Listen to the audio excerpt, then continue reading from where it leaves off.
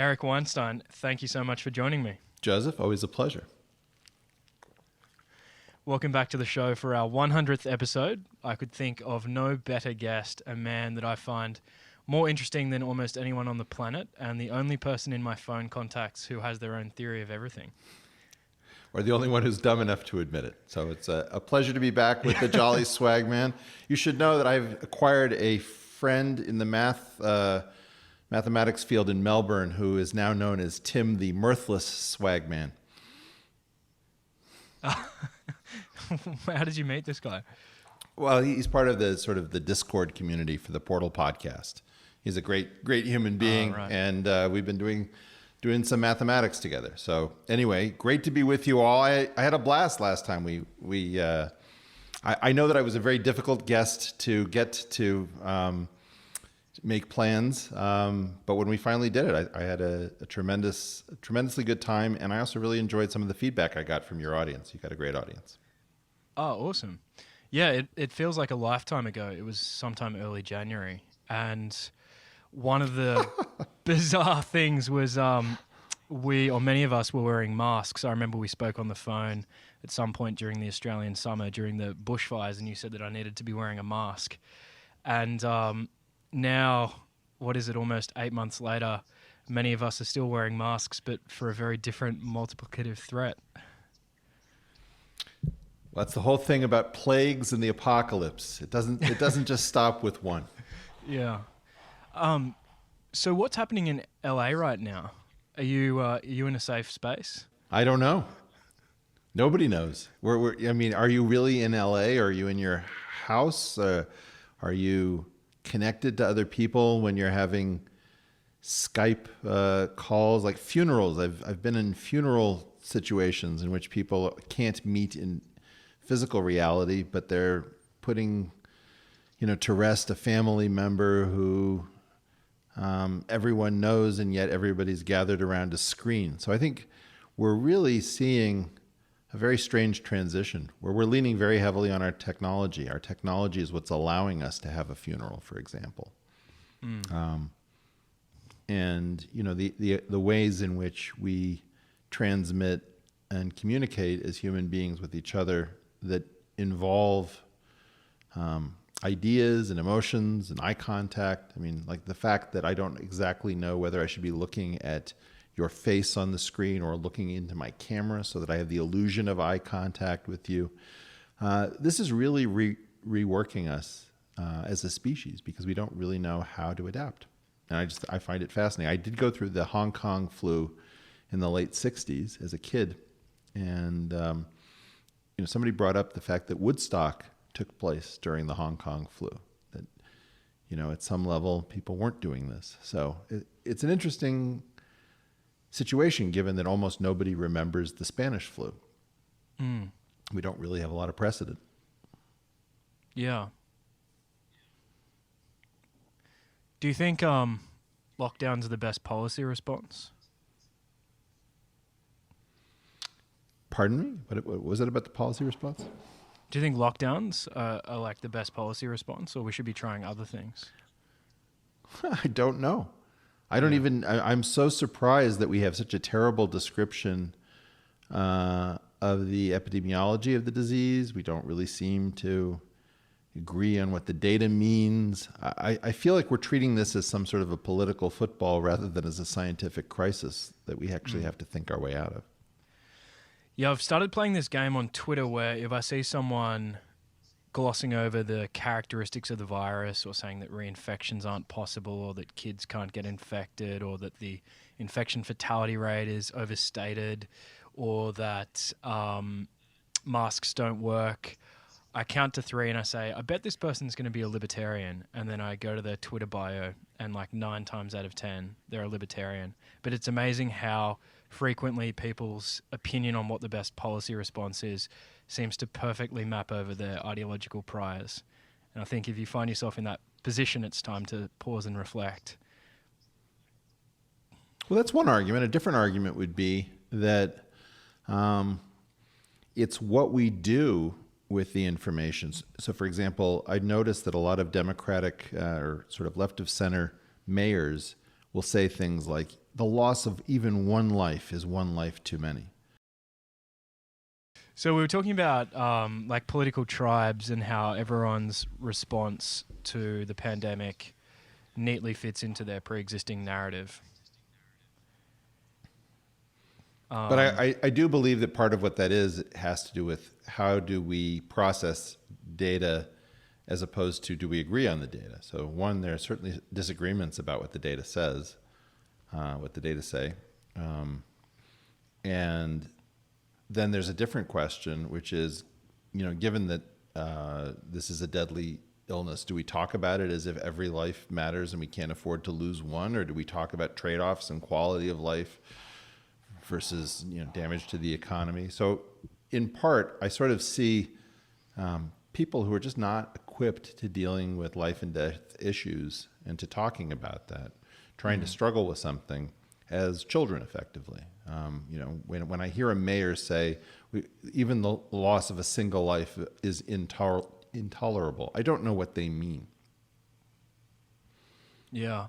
Who are the heroes in America at the moment? Who are the people speaking up really honestly and intelligently?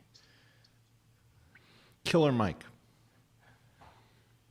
We got one guy in Atlanta who seems to be able to speak in a crisis, and everyone else is out to lunch. That's as far as I can tell. It's really tough to find anybody who's behaving properly. We're just so out of shape, I think, as a society for dealing with social unrest, potential, even potential revolution. I think we should figure out where you want to start this thing off, because I think so much has changed since our last conversation that it's really hard to imagine how 2020 has accelerated our thinking relative to any previous year in the last quarter century, let's say. And in thinking about it, I suppose where I am is that I believe that before this, we were talking about, or you and I were, the apocalypse, but it was premature. I think it's getting to the point where more and more people can see their way clear to saying, yeah, I do see something apocalyptic in the current moment. I see people unable to have conversations. I see governments unable to mount responses. I see geopolitical rivalries dealing with a global pandemic, advancing the ball, people being distracted. We are completely unhinged. What do you mean by apocalyptic?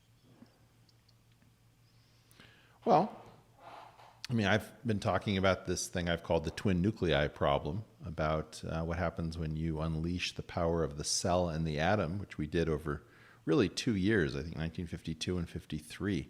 52 was the first hydrogen detonation for a hydrogen device based on the Teller-Ulam design. And then 1953 was the elucidation of the three-dimensional structure of DNA. And those two, the twin nuclei, have enough power to wipe us out. And now we don't know. Is the virus that we're dealing with somehow connected to investigation, tinkering, weaponization, laboratories? We don't know. And we know that we're not supposed to ask that question in the US. It's very important that we not ask that question. YouTube will not tolerate that question. But that's a level of certainty that seems very far-fetched. As Shakespeare, I think, put it best, thou dost protest too much, methinks. So I think that YouTube protests too much. On the topic of 2020 and unusual happenings, what did you make of the Pentagon's declassification of the UFO files? I don't know what to make of it. Some very strange thing happened, and I think that now what we know is that people who were talking about very strange things weren't crazy. Whether that thing constitutes an alien vehicle from a different world, or whether that thing constitutes an advanced object from another country, or whether it constitutes a disinformation campaign, I can't tell you. I can say that the Pentagon has now confirmed that something very strange has happened. Even if that's just a Pentagon disinformation campaign, it doesn't matter what, something bizarre has happened. Yeah. Yeah, I think that's one of the most interesting stories of 2020 that isn't getting much of the media attention. Wait till it intersects the Kardashians. When it affects their lifestyle, people will focus. Yeah, when a UFO crashes into Kim's butt.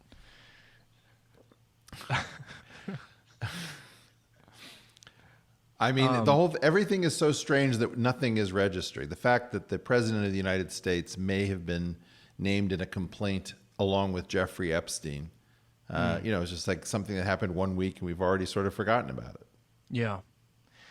Has 2020 changed any of your priors or your broader worldview in any way, or just kind of reinforced the way you're already seeing things? No, it's totally changed my priors. How I used so? to think I was crazy. Right. Did you genuinely think you were crazy, though? Yes, I have genuinely kept a portion of my mind where I entertain the question, am I crazy? So it's a little bit like, when you're trying to learn how to lucid dream, one way of doing it is to try to say, during my waking hours, I'm just going to practice. And anytime something very strange occurs, I'm going to pinch myself and say, am I dreaming? And then that'll become a habit. And then when at night something very strange happens in a dream, hopefully I've committed the habit to my mind, and then I'll just check. And then I'll suddenly pop out of my dream, like as if I were in the movie Inception, and maybe I'll have lucid access to my dream state. So I think it's very healthy to always worry about your own sanity. I mean, just take this thing with the Pentagon. Imagine that you believe that the Pentagon had videos of unidentified flying objects. You would have to consider that you might be crazy in order to be sane. The person who's not worrying about whether he or she is crazy is the person I'm worried about. The person who has a slight concern for their own sanity and is constantly checking themselves, that person is much more reliable in my estimation. Last time you came on the show, you expressed this very eloquent idea that, courage is much rarer than genius. And if you can be a contrarian, it's sort of like holding onto a lump of glowing hot gold. And the key or the trick is to keep juggling it until it cools down and you can take it to a safe place. We actually got these little bottle openers made, and on the side is #HoldTheGold. Hold the gold. That's good. Eric Weinstein inspired. That's very merch. cool. Yeah. So 2020 has made you feel like you weren't crazy in the first instance. Well, Is I've there been anything else talking that's about. changed? I mean, it's gotten much more real and much more visceral. I guess I spent a lot of time seeing this previewed in my mind without actually, there's a state, I don't know how to describe it best, but it's a state of intellectually believing something is true and not being able to viscerally believe what your prefrontal cortex has determined is likely to be the case. Yeah. So, my favorite example of this was when Dick Gregory, the comedian, discovered that the federal government might have been trying to kill him. He said, wow, this is shocking. He says, I always thought that they were trying to kill me, but I never thought they were trying to kill me. I always thought, what a strange thing to say. But he was really trying to say is, intellectually, I believe the federal government is trying to kill me, but the actual evidence of it is shocking because the part of my brain that has kind of an embodied response wasn't triggered. It was a mental awareness that probably the federal government was trying to kill him. Yeah, another example of that is I often try to intellectualize death or my own mortality. I've read some of Montaigne's essays on death where he talks about, how can you fear something which when it comes to pass you won't be able to fear anymore. And, whether your life is short or long, all are made one by death, so it doesn't ultimately matter. And I find it incredibly persuasive at an intellectual level, but then, after that thought kind of fades, doesn't cash you realize, that you're still a meat and hormone machine that is very afraid of death.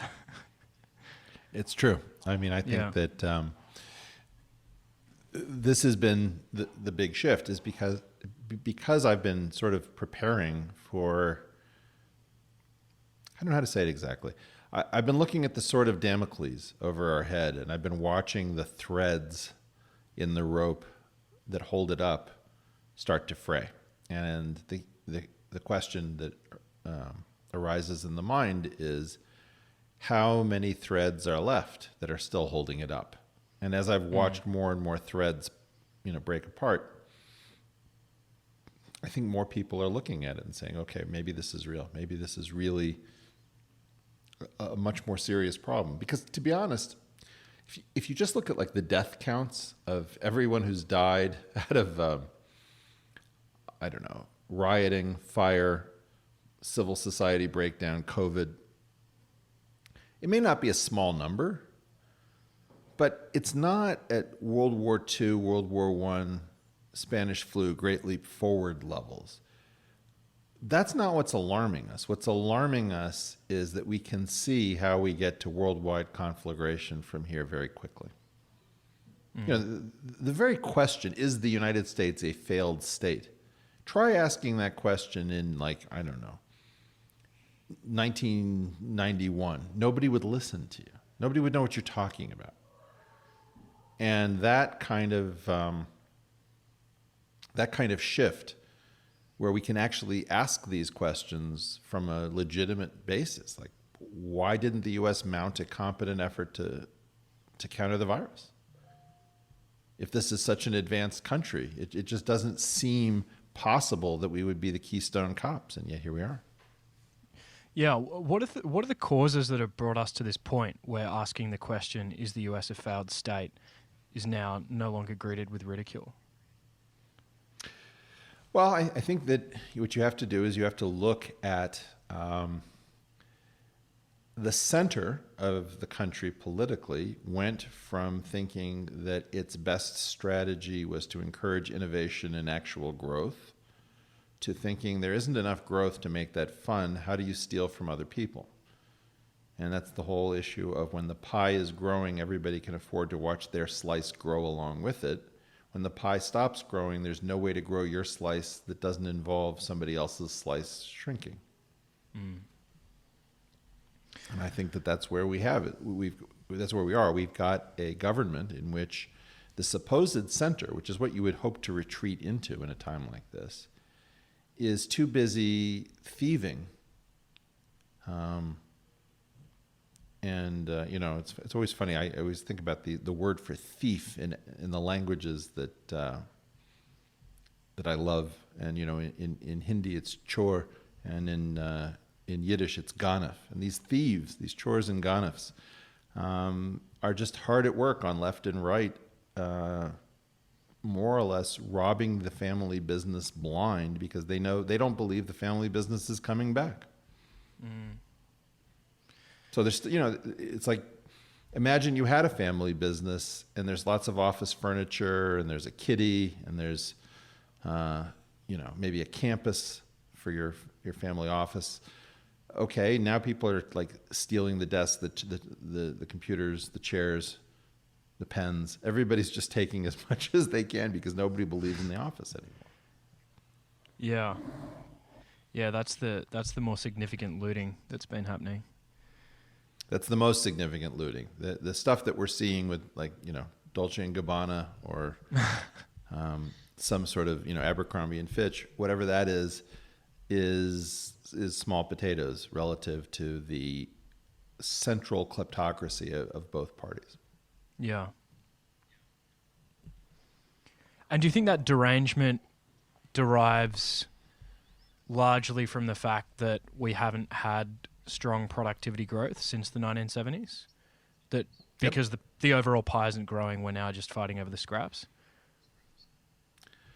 Well, if you think about mathematics and physics, for example, if you believe that mathematics and physics are progressing, it makes sense that you would devote 15 years of your life to learning an incredibly difficult canon. What if you think that there is no function, there is no point, it's not going to bring you anything?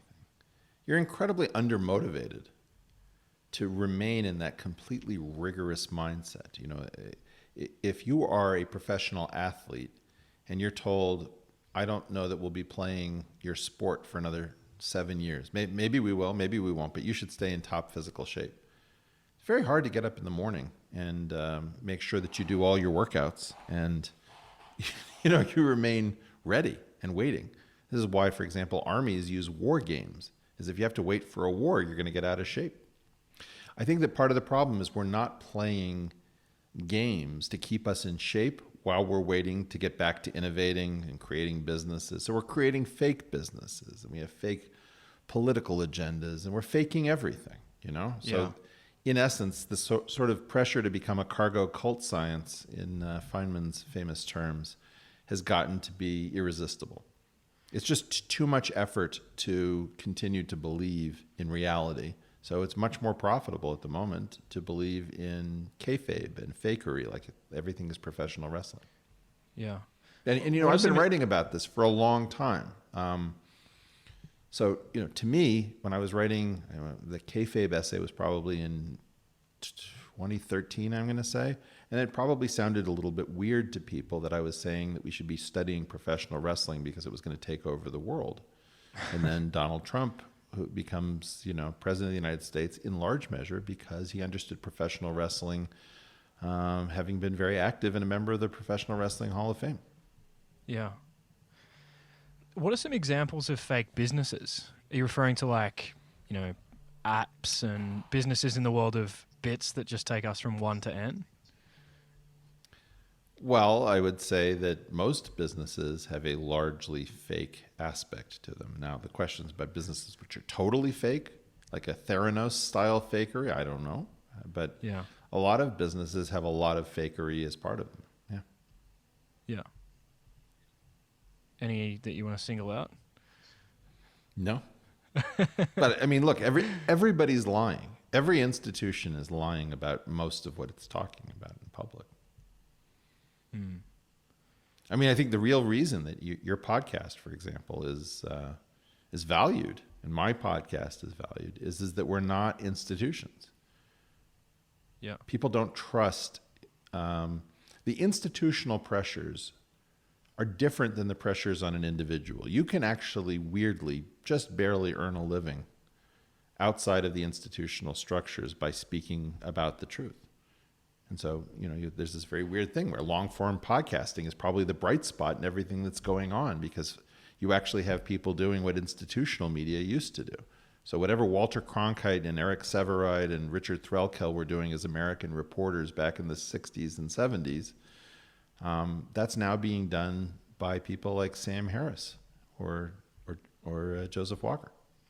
Do you think if we do survive the Trump presidency, which you've described as an existential risk, and I would agree with you, that in retrospect, Trump will be seen as like an important autoimmune response, like a corrective to the entrenched institutional lying and professionalism of politics? Well, I said this, we have this old song. I assume that you guys have it in Australia. I know an old lady who swallowed a fly. Yeah. Yeah, and so I rewrote it as I know a young country that voted a Trump, a Hillary to bump, they voted a Trump. And so now the idea is that you've sent Trump to get rid of Hillary. Now what are you going to send to get rid of Trump? Now you're going to send somebody who's senile and is in some advanced state of cognitive decline. Last weekend, I caught up with Ian McFarlane, he came on the podcast after you. He's actually coming back on tomorrow. We're recording. He was the governor of Australia's central bank, the Reserve Bank of Australia, from 1996 to 2006. And he's a great man. I have a lot of respect for him. I'm a man of integrity. And when we caught up last weekend, he said something which just gave me pause. He said, the economy is anti-growth.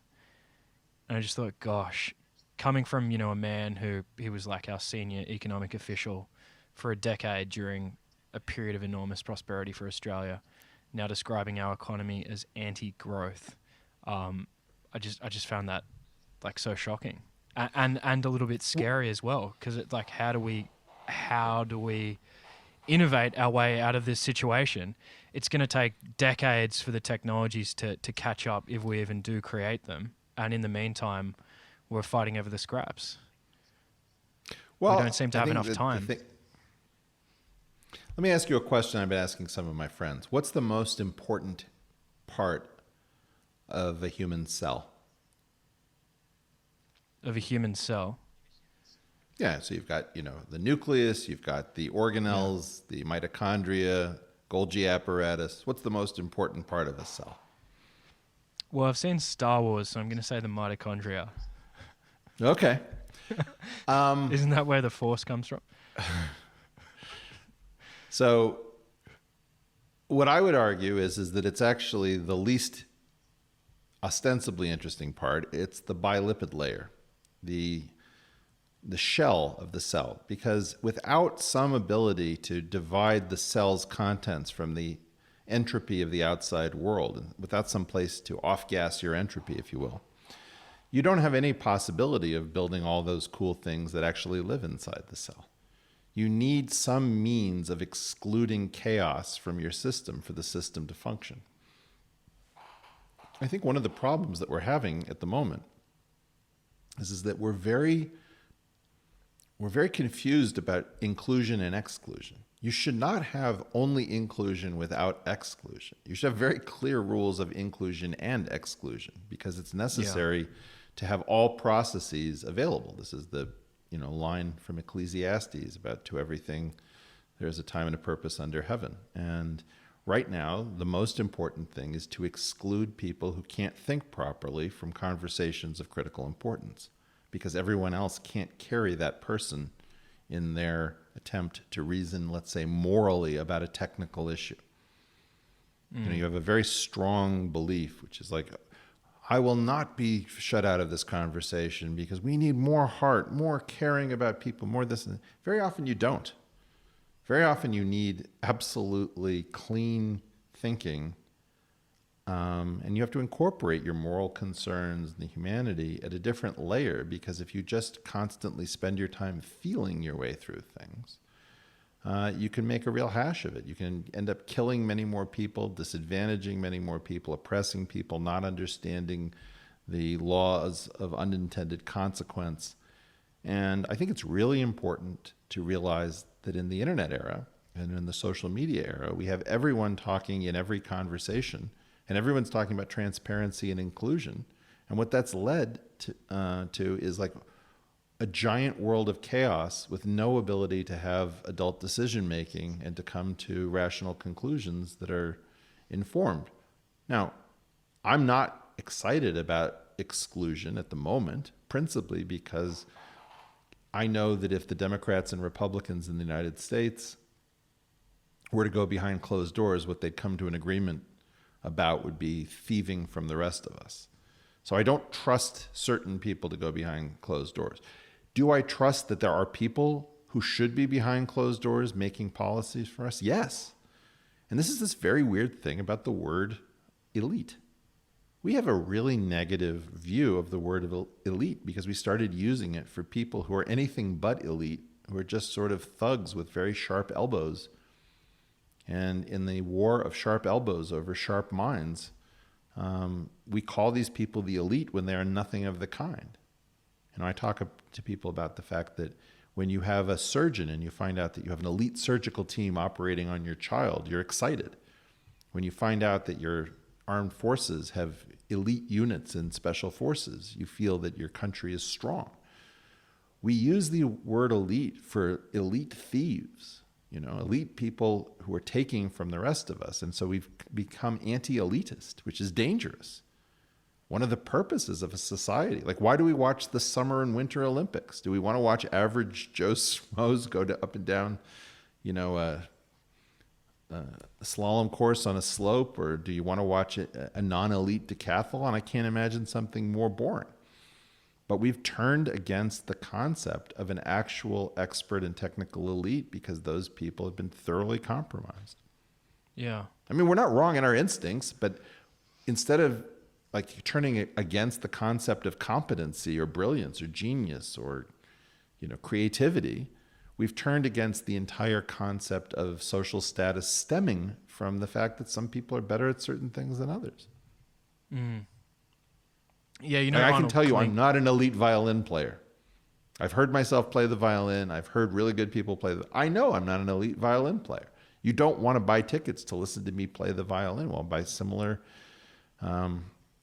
tokens, I don't want to listen to a lot of the people who are talking about what do we do about the corona epidemic who know nothing.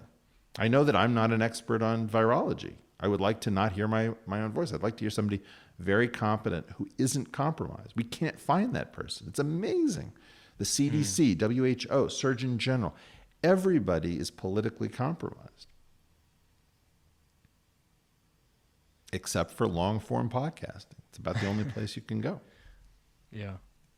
Does Peter Thiel listen to long-form podcasts? Well, he's recorded one with me and one with Dave Rubin. I don't know that he does so regularly. Yeah. My guess is that he has people who listen to long-form podcasts for him.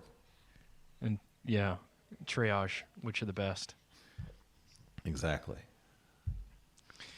You recently appeared on Ted Cruz's show. I can't remember the name of it, but it was a great conversation. You were kind of... Verdict. The Verdict, that's right. And you were demonstrating what a conversation across the aisle could look like.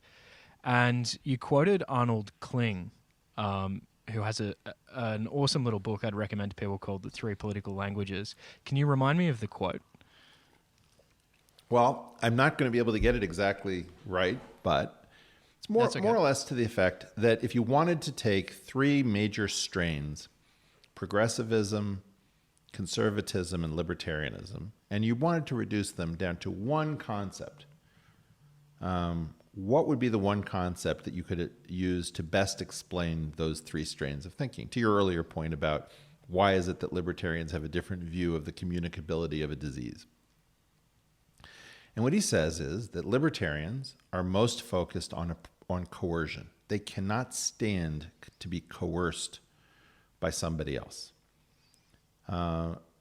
Progressives cannot stand oppression.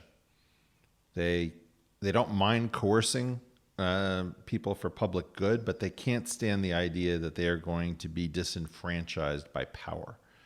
And conservatives in general believe that it's taken a long time to build up our store of knowledge, and they're very worried that people who do not understand the richness of what we have done are going to throw things over. So they're very worried about the loss of tradition and gains in history.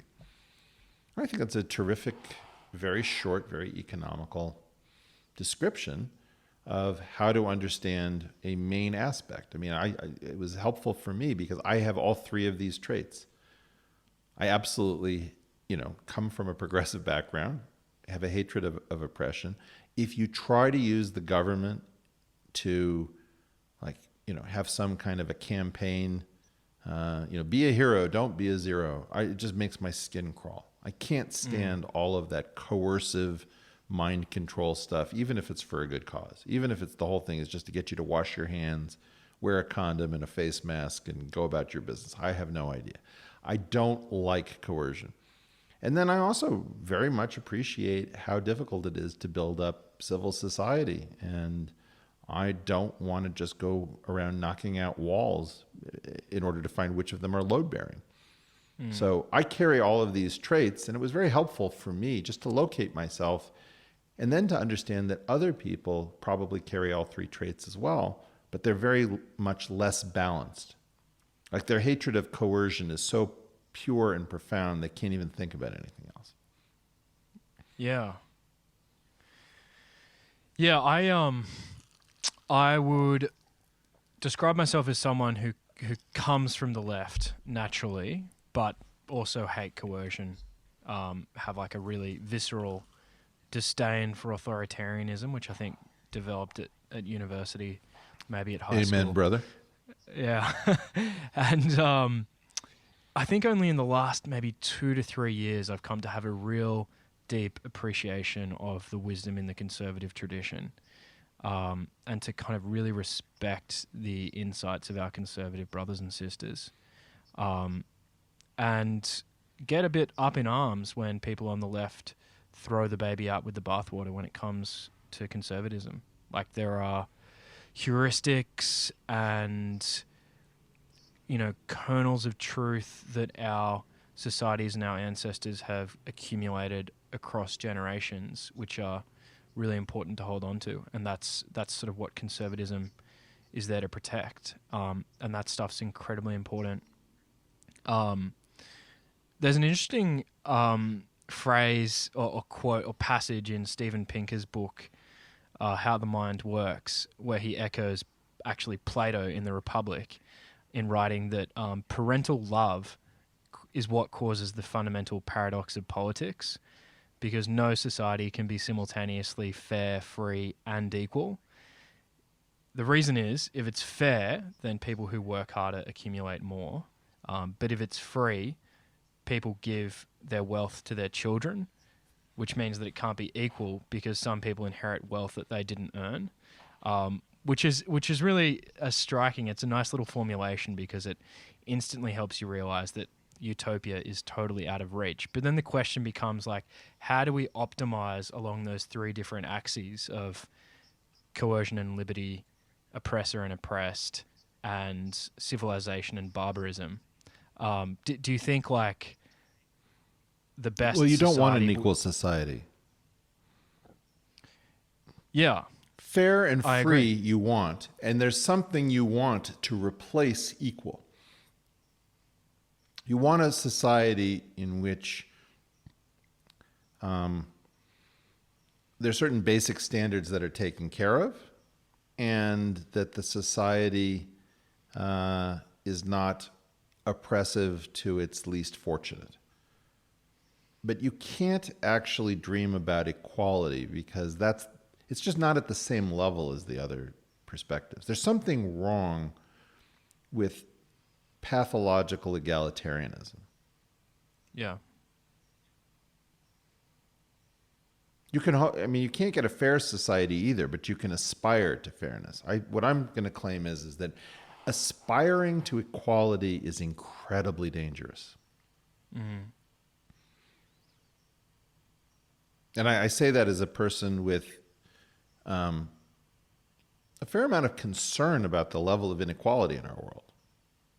Yeah. But you don't want you wouldn't want to live in an equal society. You'd be miserable. Mm. I mean, this is Yeah, the conceit of Kurt Vonnegut's Harrison Bergeron, where the idea is that the only way to make everyone equal is to keep handicapping the talented. Yeah. Or you need violence. You need a tremendous amount of violence to have equality. I don't want to live in that society. Well, you say equality, but it really, you're talking about violence. Mm. You wouldn't want to live in a perfectly free society either. It seems like the only one of those variables that you would accept in extremis would be fairness. Well, you don't want to live in a society that is questing for utopian fairness either. There's a version of this where all of them are kind of too dopey. But, the issue of saying, what am I willing to trade off between? I'm willing to trade off a modest amount of inequality for greater fairness and greater freeness. Sorry, let me rephrase this. If I think about an equal society, I'm very concerned that people have to understand that we don't want equality. I do want to listen to the person who knows more than everybody having an interesting perspective. There's something fundamentally wrong with the egalitarian impulse. I don't think that there's something fundamentally wrong with a fairness impulse. Most people understand something is fair enough. That to keep going at, trying to find perfect fairness, you're going to get a Pyrrhic victory. You're going to screw yourself over. And I think that the same thing is true with freedom. I don't know what it is about equality that really gets people there's something about jealousy and envy that is not the same kind of motivator as saying, I want to do a great job. Like imagine you're a sculptor. You could think, I want to just make the most amazing sculpture that I'm capable of making. Or you could say, I really want to have a sculpture that beats that other guy because I can't stand the fact that he got a prize and I didn't. Well, I don't know. I'd rather that you be free to sculpt whatever you want, and that we're fair in the way that we judge. We don't judge you in your sculpting by whether or not we don't like your hair color, because that's irrelevant. The idea that we want everyone to be equally acknowledged for whatever they did in the sculpture show, there's something wrong with that. It just is. Yeah. And I guess I'm saying it because, of course, it's outrageous that anyone would consider that egalitarianism has a flaw and that there's anything positive about elitism. But I'm just telling you, when your child is sick, you want to go to an elite medical facility if you can. And you can claim that you can't stand elitism, but I guarantee you'll be right there trying to get the best possible doctor you can for your kid. Mm. Is it accurate to say that most people aren't capable of recognizing the wisdom in each of those three traditions, progressivism, conservatism, and libertarianism? Well, because we don't allow people to graduate. Like, you should graduate from the political spectrum. Yeah. Yeah. Like, it's kind of absurd that your view on any one issue could be predicted by looking at your views on other issues, because they are all part of a package of tribal beliefs. Like, that's just, like, it amazes me that we accept that. Well, it's very interesting. I was thinking about this in the context of World War II. Imagine that we were back in the 1940s. And I would say something like, we've really got to defeat Hitler. And somebody would say, wow, I didn't realize you were on the Stalin train. Like, I'm not on the Stalin train. Stalin's a monster. We have to defeat Hitler right now. We'll have to figure out what to do about Stalin later.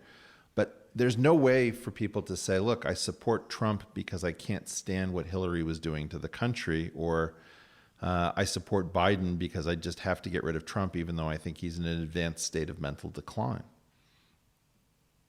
Yeah. We would never, somehow, I don't feel that I know anything about Roosevelt's views on Stalin because he chose to ally himself with Stalin against Hitler. It's like, the enemy of my enemy is still my enemy, but I'll pretend that I'm working, in a friendly relationship just long enough to defeat this son of a bitch that we've got to get rid of, and then I'm going to go right back to knowing that I'm dealing with a mass murderer whose hands are drenched in blood up to his elbows. Right? Well, that's the right view on Stalin. On the other hand, as soon as you say, well, I'm voting for Trump, somebody's like, wow, you support Trump? It's like, how do I know why you're voting for Trump? Maybe you're voting for Trump because you believe we need a wrecking ball and nobody's listening. Maybe you hate Trump and you're voting for Trump. It's like watching somebody put on a financial trade. They buy some instrument and they're like, wow, you think gold is going down? The answer is, you may not have any thought that gold is going down, but you may have that financial instrument as part of a complex trade that you have on with 3 or 4 different legs to it. And that's just a piece of it. So for some reason, we teach people that they have to be like all in or all out, and then they never grow up. And if you think about like what relative value investing is relative to long-only investing or mutual fund investing. In mutual fund investing, you might buy a collection of stocks that were all in technology. And then you say, okay, I have a tech mutual fund. Great. In relative value investing, you might say, I'm choosing to hold a lot of technology companies that are large, short, and a lot of small technology companies long, because I think that this is going to be an age for technology startups. But because everything in your portfolio is technology, both long and short, you're not actually exposed to whether technology is going to do well. Your entire bet isn't on technology. So if somebody tries to say, well, I'm confused by your portfolio because I see a lot of small tech companies, so that seems to think that you're bullish on technology. But then I see a lot of short positions in large tech companies, and that seems to indicate that you're You're against technology. It doesn't make any sense. The answer is, well, because you don't understand the trade. You just don't get it.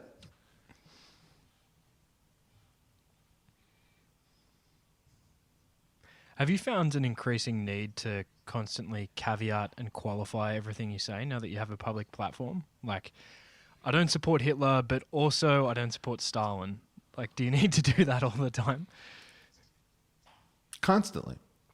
Because what you'll say, like, give me any phrase that you think would be completely anodyne that you might say on Twitter, and I'll show you what happens. Okay, it's got to be like a political statement, though. No, it doesn't have to be a political statement. It could be a statement about something that happened in your day. Just any statement that's declarative. Ah, right. Okay. Sydney has the best coffee. Oh, it's easy for you to say in the first world. You know why? Because you took it. That's originally a product of the Middle East, and that's cultural appropriation. And, here you are just sipping away without any recognition that you didn't come up with this. Then I could keep going. I could say, oh, wow. So the idea is that the rest of us are under lockdown and you're sipping away on your coffee, not concerned with anybody else's welfare. Almost instantaneously. There's nothing you can say that I can't give a Twitter treatment to. Mm. And then you just realize, okay, well, every tweet has to be balanced internally because a single statement about, I saw a woman on a bicycle today and, she seemed to be having a good time and I smiled. It's like, wow, did she ask you to smile at her? It's like, okay, no, she didn't. Did you ever think that some people are missing legs? No, that's true. That's terrible. So every tweet now looks like, look, no offense to women anywhere. And if the smile was unwanted, I apologize in advance. But even if there are quadriplegics and amputees, I do think that for the abled, it's wonderful to be able to take a bicycle ride. And by the way, I hope that everybody else can get out of their wheelchair with more money spent on helping the disabled community. It's exhausting. It's absolutely infuriating. I just want to be able to say, I saw somebody on a bicycle today and it made me smile and not have to get into a question about why I'm the world's worst person. So your ability to be an uncorrelated thinker, which is something that I absolutely admire, by the way. I have a massive intellectual crush on people like that. And, Peter Thiel's idea is that to be a real contrarian is to think for yourself. It's not putting a minus sign in front of the consensus, but reasoning about every issue on its own merits. And then whatever collection of positions you have at the end is the collection of positions you have at the end. But where do you think that comes from in you? Like, what is it about your journey that has given you this ability to extract yourself from the political tribes and their narratives? I don't even know how they do it. I mean, do you just get up in the morning and decide I'm going to say wrong stuff because my friends say wrong stuff, and then you get called out on the wrong stuff that you say, and I don't even know how you support your argument because you know that you're in the wrong. Mm. Like I just literally don't understand how to belong to these large political positions. Yeah. You see, you have to appreciate that in the life of a mathematician or a computer scientist, whether something checks out and whether it compiles is a big deal. Yeah. You can't just say, like the most famous thing in social justice is you must understand my pain and you cannot understand my pain. It's like, okay, so I understand, I must and I cannot. So that's in contradiction. And I can stop listening to you, right? No, and you must listen to me, okay? So I have no idea. How does somebody come to those three perspectives? Or for example, I have a friend who's one of the world's best mathematicians. And we were fighting about Trump in 2016. And he said, Eric, you have to think about it. So, then I said, okay, I did. And here's what I came up with. And the next line was, Eric, you have to stop thinking. I thought, okay, you just told me to think about it. And then 2 lines later, you're like, you can't do this through thinking. I have no idea what are you saying? What is your perspective? Another version of this one was the head of the American Mathematical Society, was at MIT.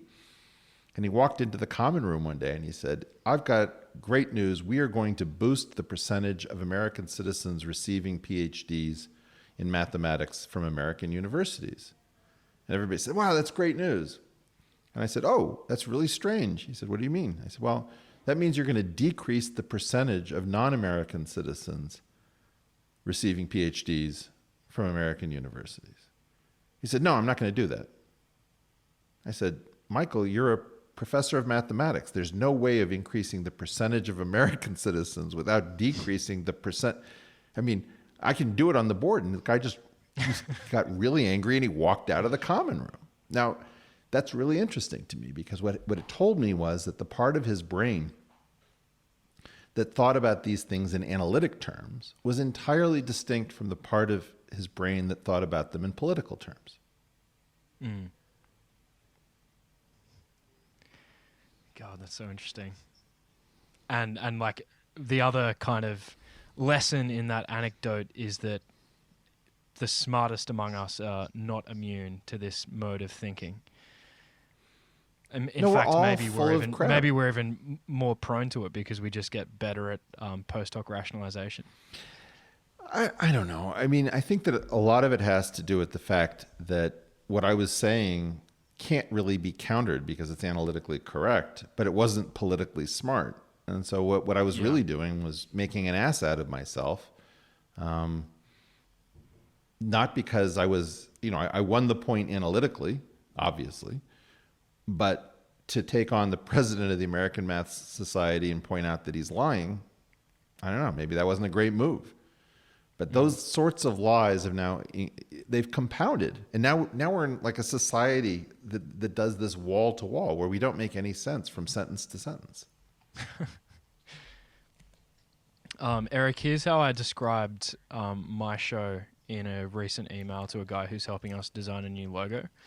And sorry to get all up on my high horse, everyone, but I just think this will take us in an interesting direction. So I said the topics and guests are eclectic. The one thing they tend to have in common is contrarianism. They focus on important but little-known truths. Contrarianism means two things to me. One, it's not so much about finding an idea as it is about holding on to one. Courage is much rarer than genius. #hold the gold. And two, contrarianism shouldn't be confused with conspiracy theories. It's not about putting a minus sign in front of the consensus, as you often say, Eric. Sometimes mainstream thinking is correct, i.e. the wisdom of crowds, and sometimes it's wrong, i.e. the madness of crowds. A true contrarian is capable of telling the difference. In that sense, she is uncorrelated to the crowd.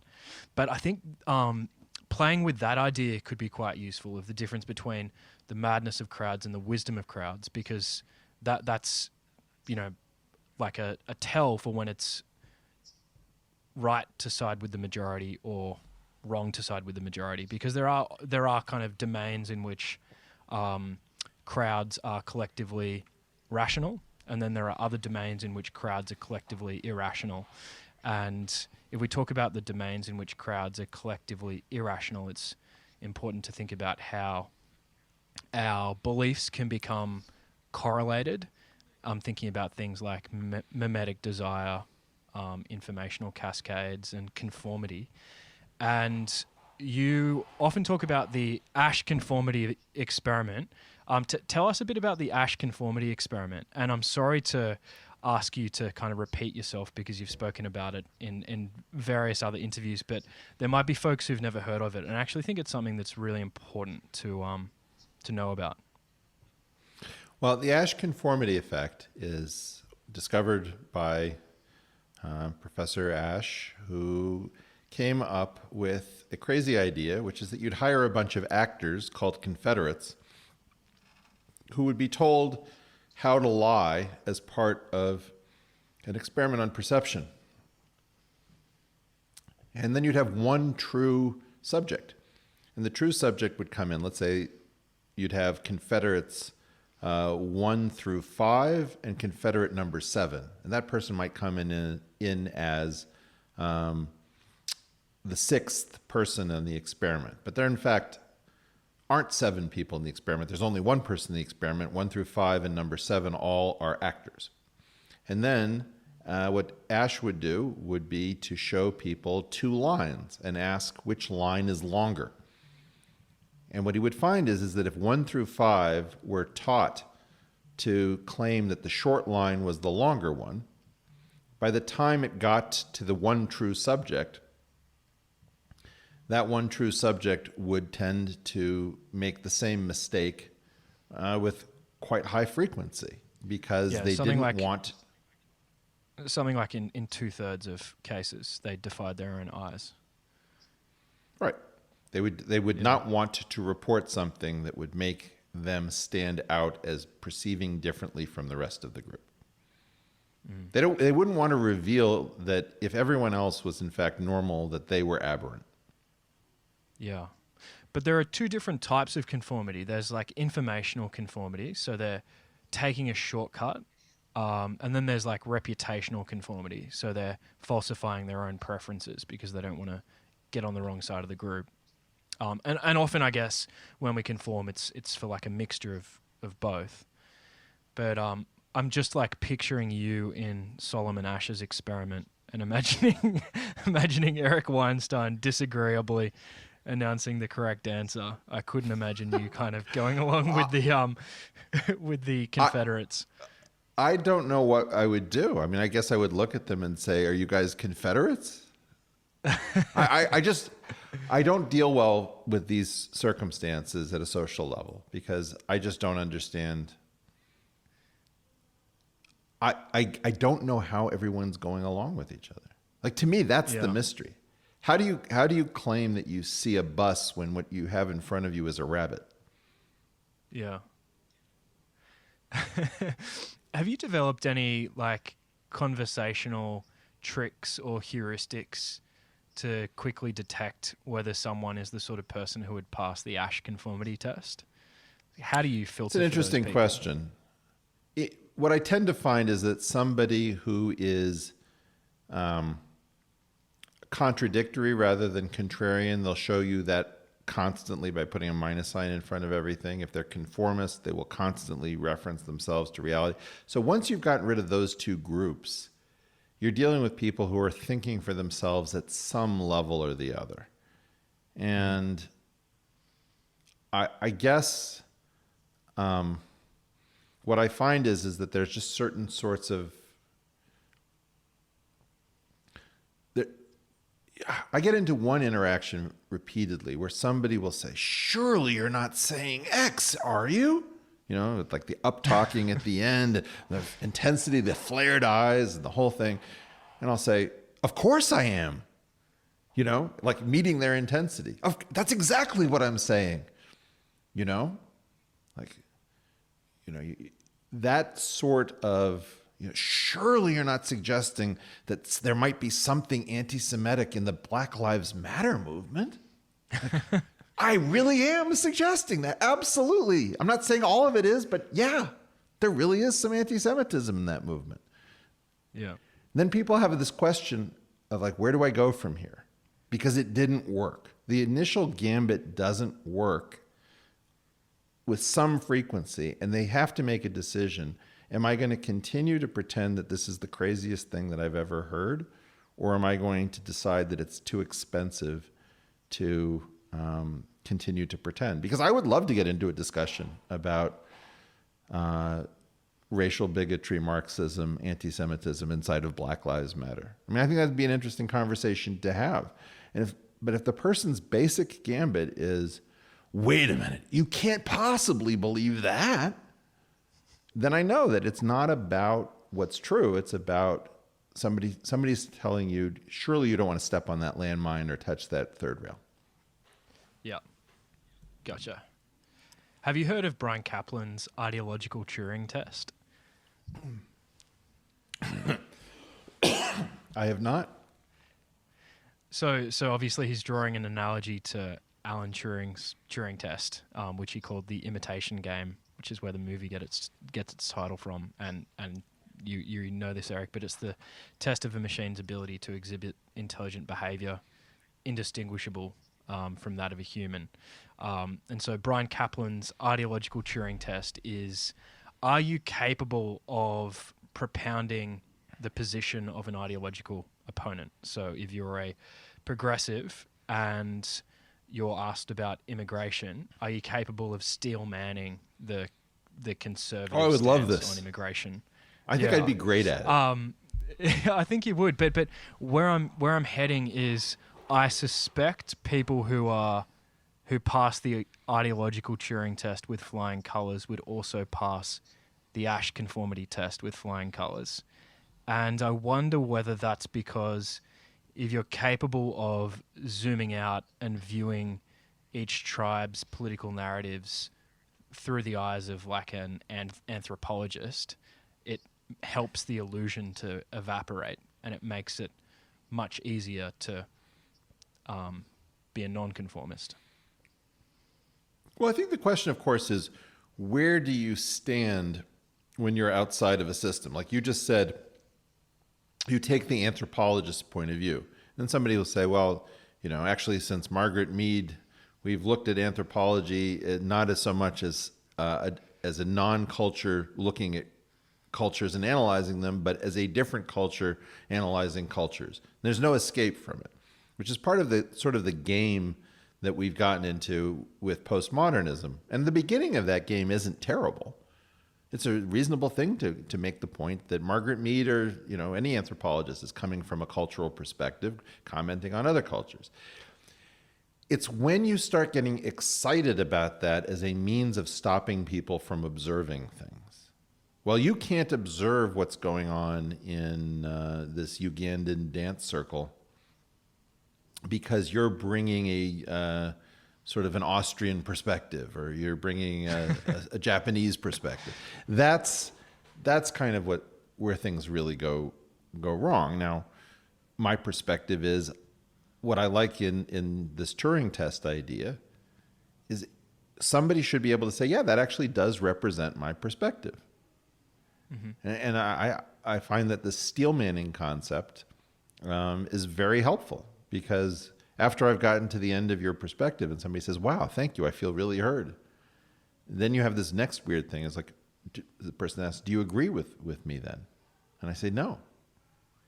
Well, how could you say that so beautifully and not agree with me? And I say, well, let's talk about these aspects. When that happens, the person often just finds it completely intellectually overwhelming. They don't like the idea that somebody can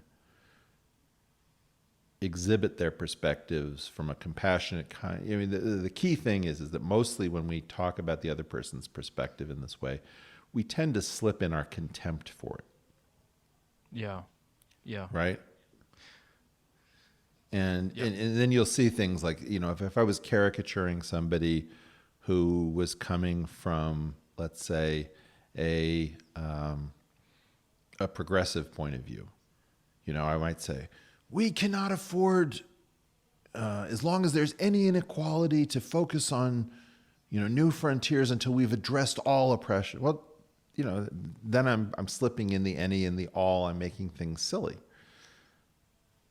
Yeah, okay. So when you start actually talking about it from an emotional perspective, which is, we've neglected these issues for far too long. We're always told to wait for tomorrow to bring up these issues. Tomorrow never comes. We're not going to do that anymore. So when I start talking like that, somebody says, wow, I do feel heard. And then you say, actually, this still isn't the right time because we've got a huge new geopolitical problem with China. And I appreciate that that's what you were told after we defeated the Soviet Union. But now we're in a different situation. Then the person becomes confused. How can you understand that we have been put off? How can you understand that we have had our dreams put on hold and we've been sold down the river and you still think that we shouldn't push? They can't imagine that. And I think that that's part of, we haven't instructed people that there is something called adulthood, and it's a place you can get to. Yeah, what does adulthood mean to you? Well, it roughly means that you recognize the level of resolution necessary to take on a problem.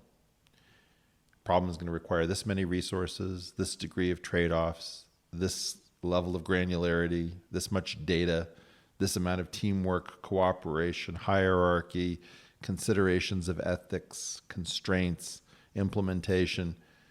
You know, when people are sort of chanting things that rhyme and talking about beautiful dreams that cannot be and talking about tearing everything down or preserving everything as it was or going back to some previous world that, you know, is imagined through the lens of nostalgia, all those sorts of things, I just get sad. It's just like, really, is that what we're going to do? Are we, I mean, have you ever thought about how preposterous Joe Biden versus Donald Trump is? I feel like the frog in the boiling water where the heat's gradually being turned up. But if I take a step back and really think about it, yeah, it's shocking that we're in this position. You have a 74 and a 77-year-old, neither of whom are analytically very sharp, in a world that is being, you know, increasingly threatened by code, drones, viruses. Like, it's an incredibly technical world. The economy is incredibly complicated, and we're having childlike me Tarzan, you Jane conversations. I'm so sick of these two generations. Yeah. By which you mean the boomers and the silent generation? The silent generation represented by Biden and the boomers represented by Trump. Yeah. I mean, it's just, I don't know, I'm 54 and I would be an adult in a normal society. I have an adult brain. I have an adult orientation.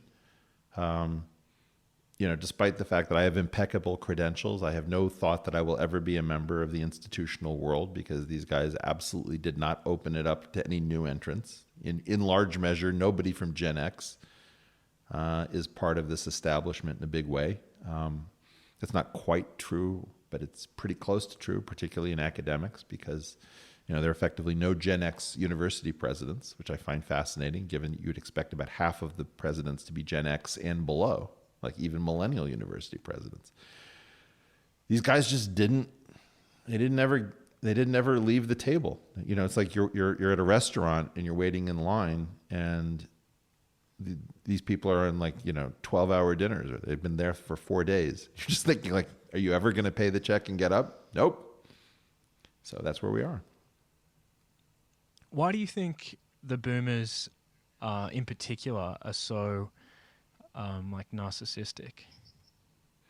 Well, I think that it's the real issue came about with the silence, and I think it's a very funny point. The silence and the boomers were the first generations to not inherit a world in which things were getting better because of growth and because of changes in technology and science. So they were very oddly not, they weren't poised to do better automatically than the generations that had gone before them. And so they had to break the system in order to get that growth story to work for them. And that meant that they had to steal from slices of pie that were not theirs. But, I mean, we still had good growth up to the 70s.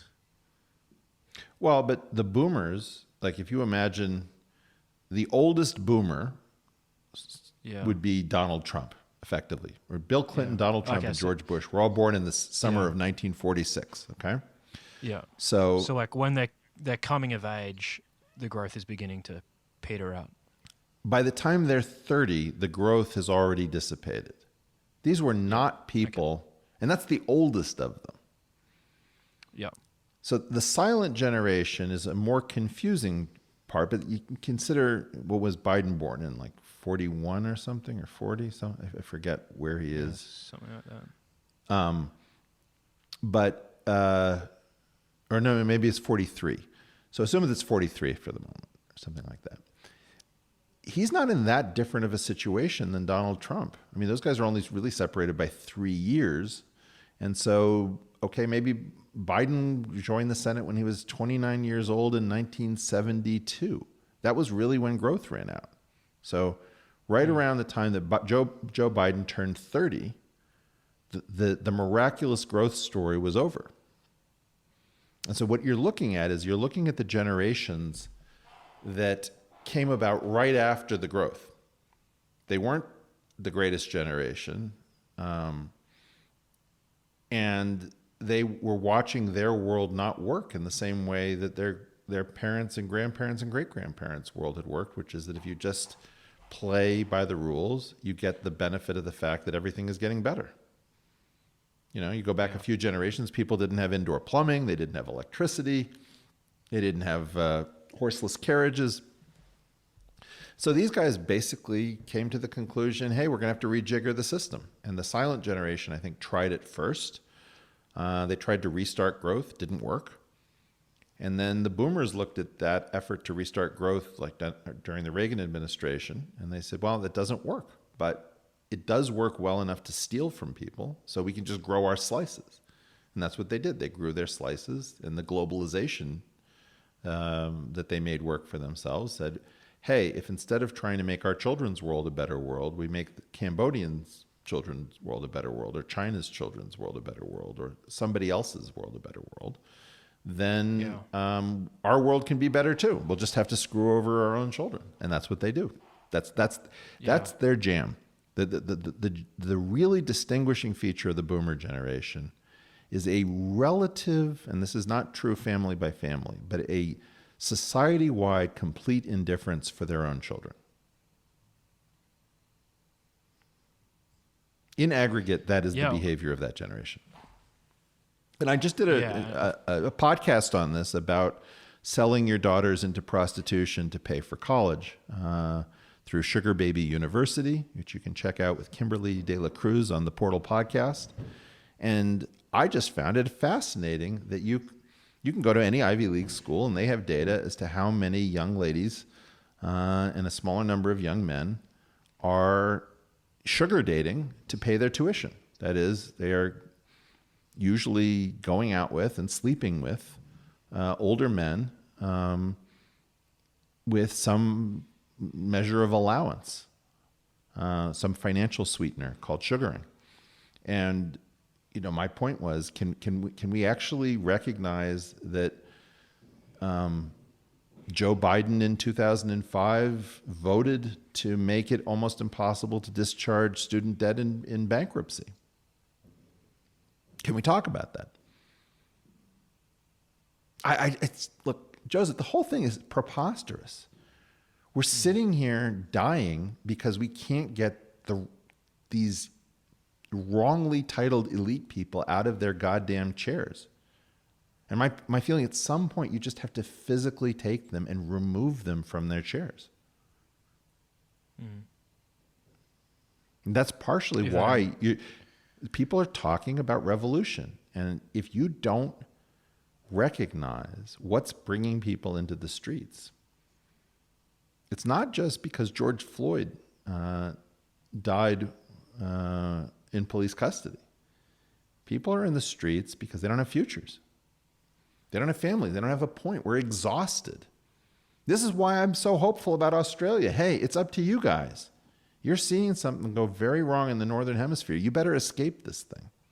You better be an outpost for those of us who believe in all of the positive parts of Western culture. I'm not going to pretend that the negative parts of Western culture are untrue, but God damn it, when people start talking about the West as just this terrible thing. I mean, I think I may have mentioned to you that the thing about the West that's different, it's like a guitar with an amplifier. If you have a really large amplifier, which is what the Enlightenment did through science and technology to project the power of the West, if you make a mistake on a Les Paul hooked up to an enormous, Marshall amplifier, I guarantee you people are going to hear that mistake 3 towns away. Because you're amplified at some different level. Okay, well, everything that the West did wrong, we did wrong at an amplified level. So yeah, there was a ton that was wrong, but it's certainly not true that the West came up with slavery. Slavery in Africa. There's slavery all throughout, the Arabic world. It's a preposterous idea that we in the West shouldn't be standing up for our own culture, because it's, generally speaking, one of the most interesting and advanced. It's also one of the most destructive because of the level of amplification. But it's not coming out of some special problem of like white devils. This concept of whiteness is really racist. Oh yeah. Have you noticed this? 100%. You white devil, Joseph. It always felt a bit off to me. I was finishing up university just as the woke wave was sort of breaking. I remember I did a lot of university debating, and I remember when pronouns were introduced, might have been 2013, 2014, you had to announce your pronoun at the beginning of the debate. And we weren't given any context, so it was just completely baffling to me. And on the sheet where you wrote your name, I used to circle he and they, because I thought in singular I'm a he, but in plural I'm a they. And then I would announce my pronouns as he and they, like completely innocently. But yeah, coming back to whiteness, that whole thing has always felt incredibly racist to me. Well, let's just take the pronouns before we get to whiteness, right? Yeah. So I would be up for changing the English language on a one-time basis to get rid of the inflection for gender in the third-person singular case. This is the only place that we have the problem. So it's third-person singular inflected for gender, where we have he, she, and it. You can't use they, because they is, you need to be able to tell whether or not somebody is speaking about a single individual or a plurality of individuals.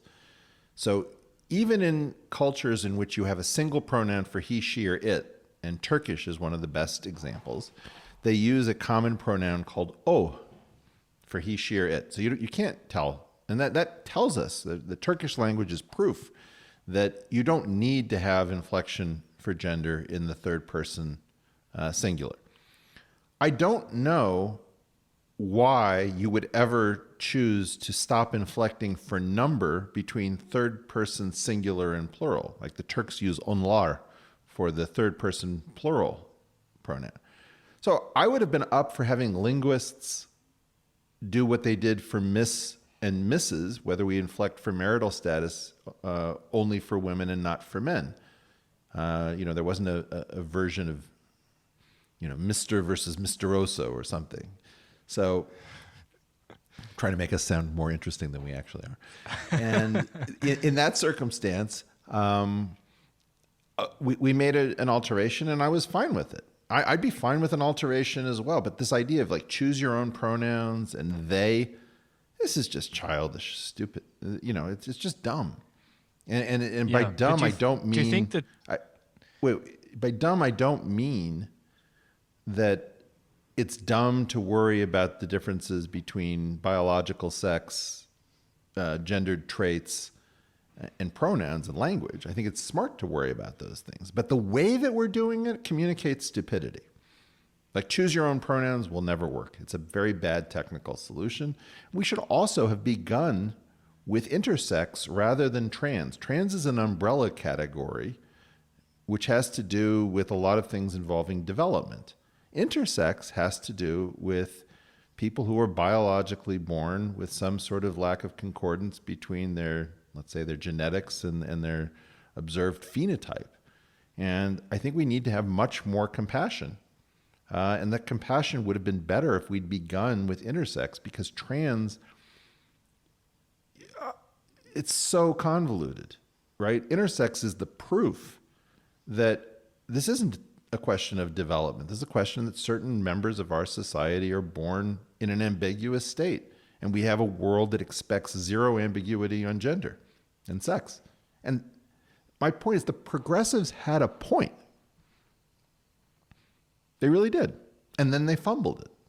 because then they wanted to make it about, I want to watch you go through, a fit as you struggle to figure out how to talk the way we want you to talk. Like, it's really fun. You see people shouting at people in restaurants, which, you better say Black Lives Matter or you're a racist. Well, okay.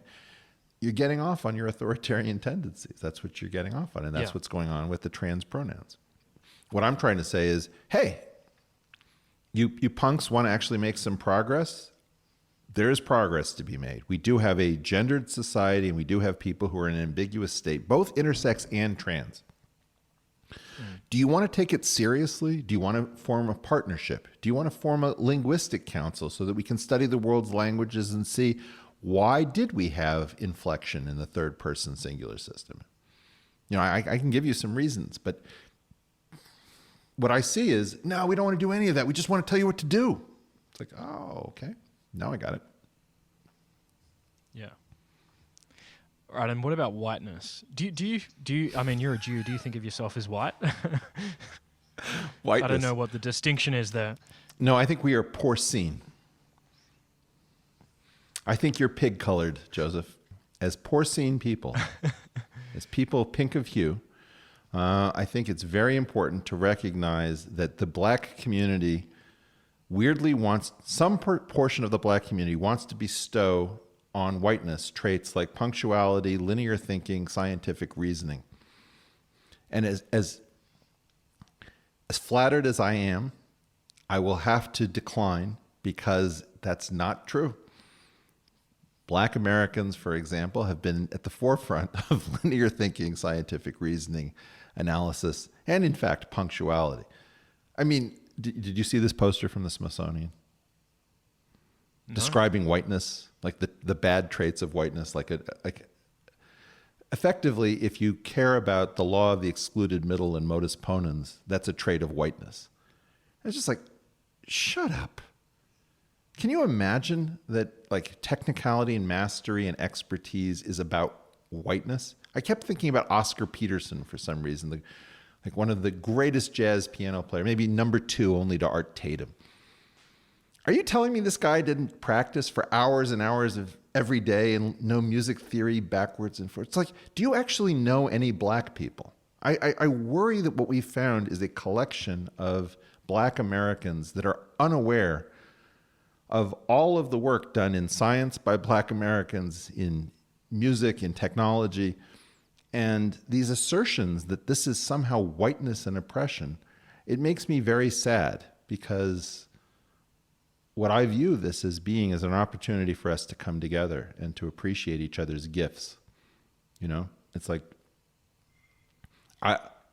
almost every day of my life, I'm grateful to Louis Armstrong and a bunch of other people for working out the rules of jazz and blues in terms of harmony and melody and voice leading and different time signatures.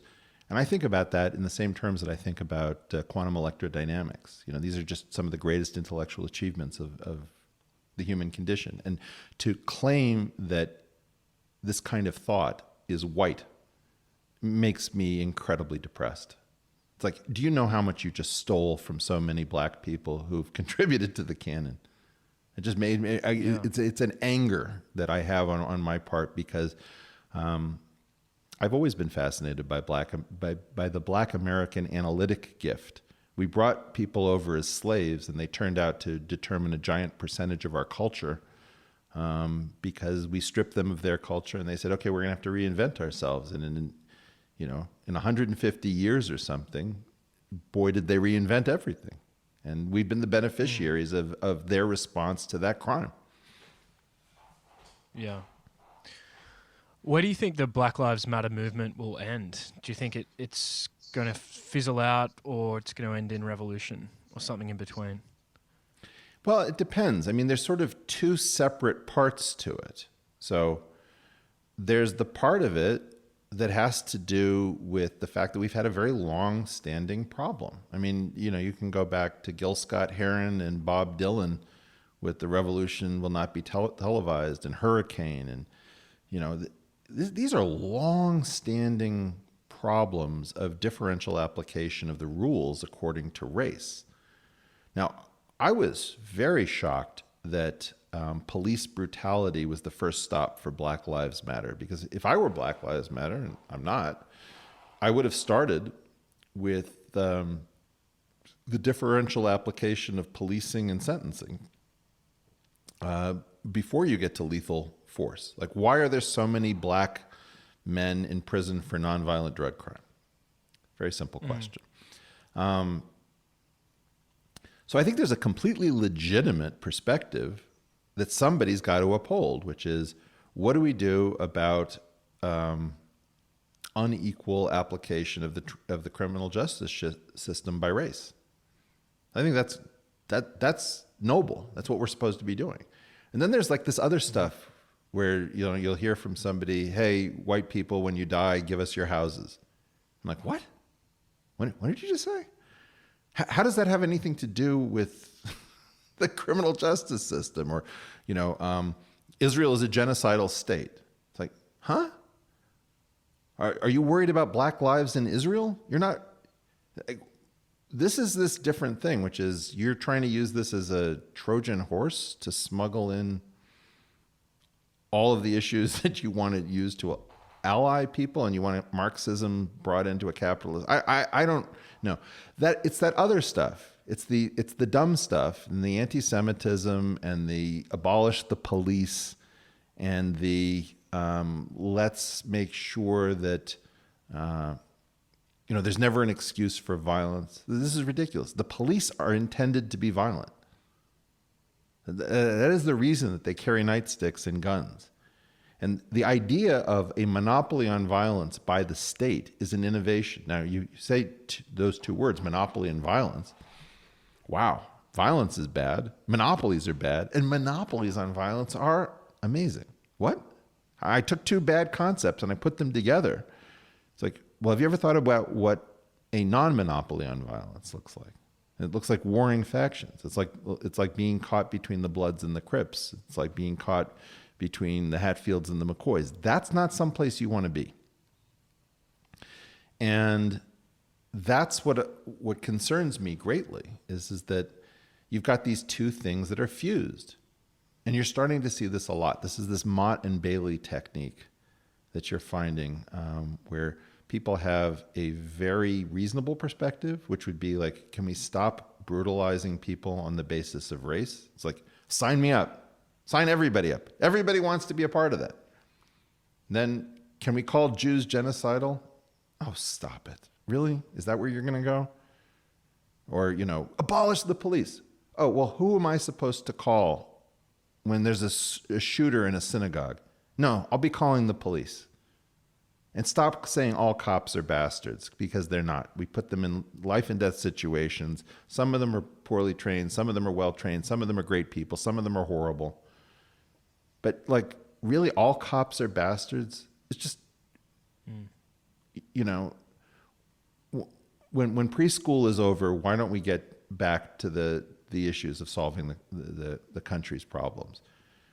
I'm totally up for refactoring the criminal justice system. But this idea of tear it all down, I'm just exhausted. I just think that these people are not smart. This is an anti-intellectual movement because it just keeps advocating such dumb stuff that we can't even imagine how we're supposed to respond. Yeah. With the best of our intentions. Like, who doesn't want to rid our jails of young black men who don't need to be in jail, who need to be with their families, supporting their children, and, you know, at home with their spouses? And I don't know. I'm very emotional about the fact that we both have a completely unfair system. I do believe in structural oppression, unlike a lot of my conservative friends. I do think, as a progressive, that we need to go after the criminal justice system in the United States. And this is not how you do it. You're either serious about it or you're not serious about it, you know? And I'd like to see people who are really committed. You know, I don't know, maybe Van Jones would be the right person to lead us. Killer Mike was very impressive. There are lots of these people who I think could get us to a better place. And I'm just not seeing it. And it's scaring me and it's depressing me. And I'll be honest, I really find the racism implicit in the Black Lives Matter stuff I can't stand hearing this anti-whiteness stuff. It's like, didn't we campaign in the 60s for nobody to do that to anybody else? And then here you are, of all people. Do you want to go back to Jim Crow? Because I don't. And I'm increasingly creeped out that you do. Because at least with Jim Crow, you had an excuse, like, okay, well, the world is completely screwed up. The world is not completely fair now, but it's not Jim Crow either.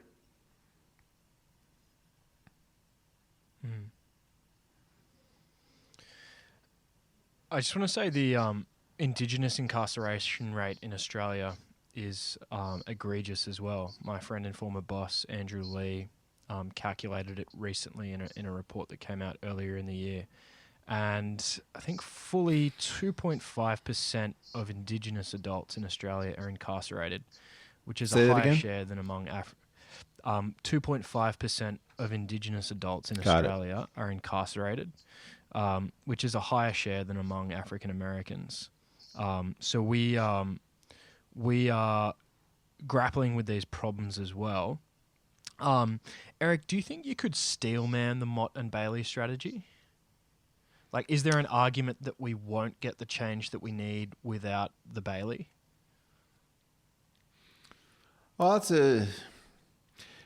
I wouldn't say it as Mott and Bailey. I would say that I could steelman an aggressive strategy where you threaten somebody to get what you want. And I've called this the intersectional shakedown, where the idea is if you don't, it's a lovely reputation that you have. It would be a shame if anything were to happen to it. And then what you do is that you start to say, well, if you start to say that, sounds to me a little racist, sounds kind of misogynist, sounds a little rapey. That kind of strategy is you're indicating to somebody, I can destroy your career. I can destroy your ability to earn a living and feed your family. Do you want to continue? I think that's going to backfire. And I think it has every right to backfire. So I think that the concern that I have is, yeah, you get something for it. You get a kind of fake compliance. But sooner or later, like you had the Aziz Ansari situation where apparently Aziz Ansari, ordered the wrong wine on a date and, I don't know, wasn't as talented romantically and sexually as his date was hoping for. And then, she writes about it for babe.net and suddenly, this guy's most personal moments are being discussed by the entire planet. That stuff always backfires. Like the Covington kids, that backfired. You have these situations which people are threatening each other and then it just doesn't lead to progress. I think what we were doing before wasn't exciting. We were building slowly towards a better world. The fact that we could be super proud of Michelle and Barack Obama, at least at the level of image in the White House, that they were relatively scandal-free. They were an attractive, intelligent couple raising, beautiful children. I think that we saw ourselves positively. Even racists voted for Obama.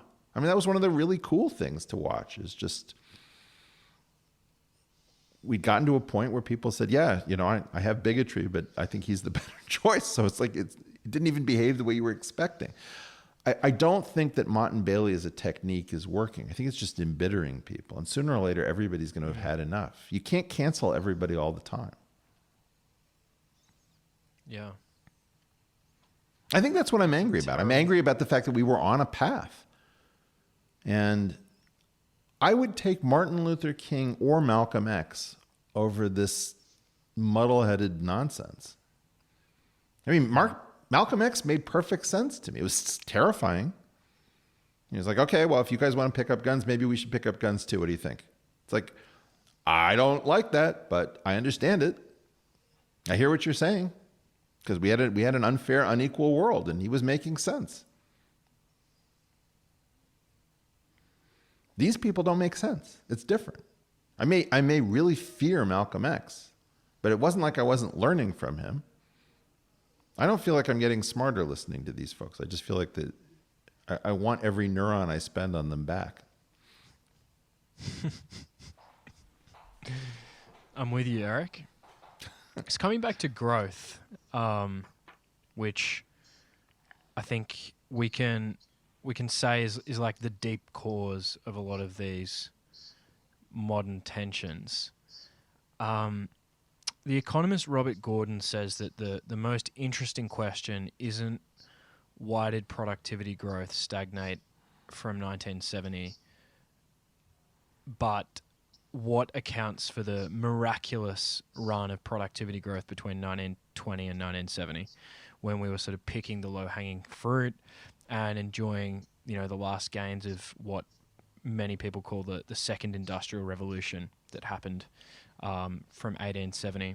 And, just thinking about, so my one of my grandfathers who passed away in 2008, he was born in 1919, and thinking about like the changes that he would have witnessed in the first 4 decades of his life is just extraordinary. Like, homes were completely changed, and we were emancipated from, women were emancipated largely from domestic drudgery. The motor car was introduced. Air travel was revolutionized. Infant mortality right down to rates frozen plummeted. food. Yeah, all of it. And if I think about what I've experienced, like if you transported me back to my childhood, there's probably not that much I would miss. I mean, it'd be a bit annoying not to have all of the world's information in my palm, but I wouldn't be kind of like trudging How old out are to you? some outhouse. 28. Yeah. So I wouldn't be kind of like walking off to some outhouse to go to the toilet. You grew up without like- TikTok. Yeah, I did. I'm pre-TikTok. Yeah. Well, it's But I guess the idea is that maybe what's abnormal isn't this stagnation, but it was the amazing period from 1920 to 1970.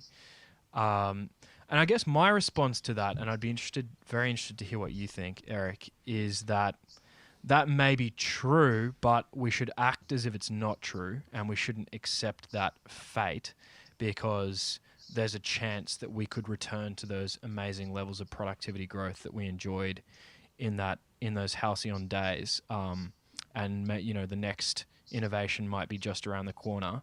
But if we have a pessimistic attitude, then we're less likely to find that innovation, because we're just not going to try. Is that sort of where your head's at? no. Okay. Where's your head at? We're not going to find that because it was a one-time thing.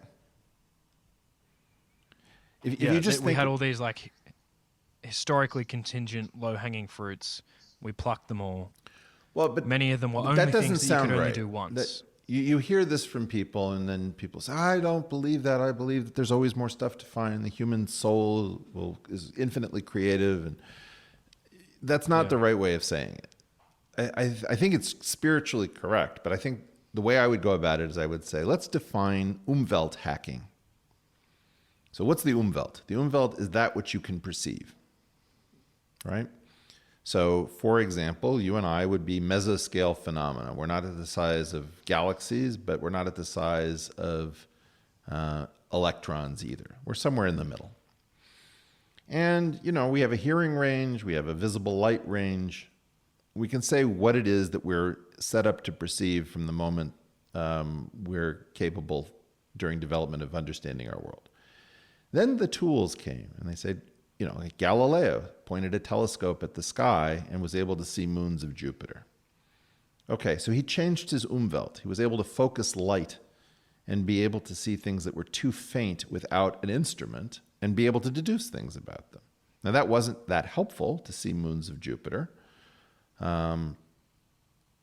But, ultimately we were able to land Cassini-Huygens on Saturn's moon Titan.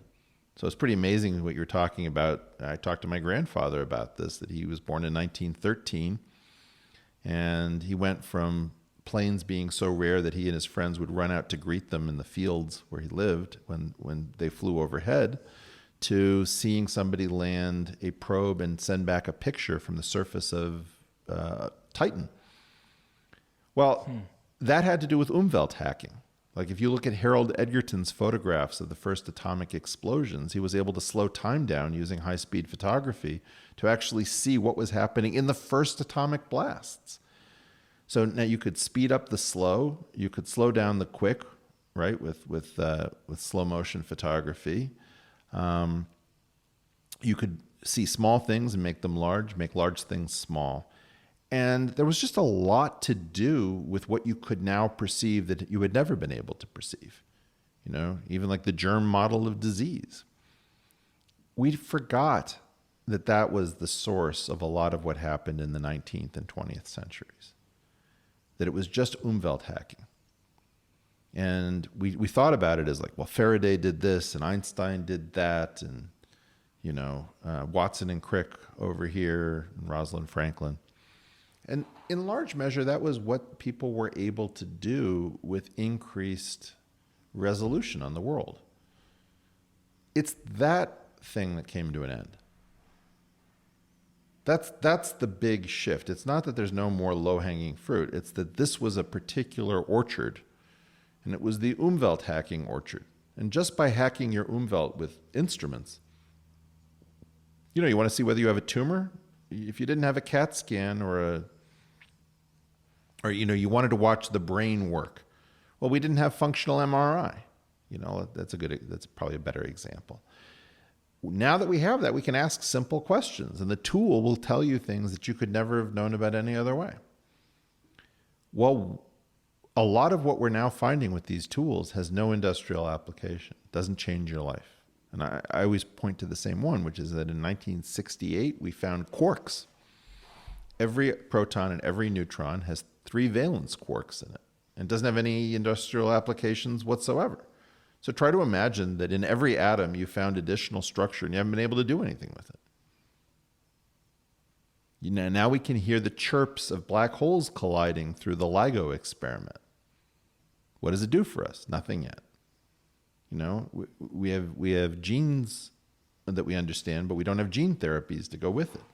We're in this very weird state where a lot of the applications from Umwelt hacking were already accomplished. And what we're waiting for, this is my reformulation of your point, is to discover the next orchard and pluck its low-hanging fruit.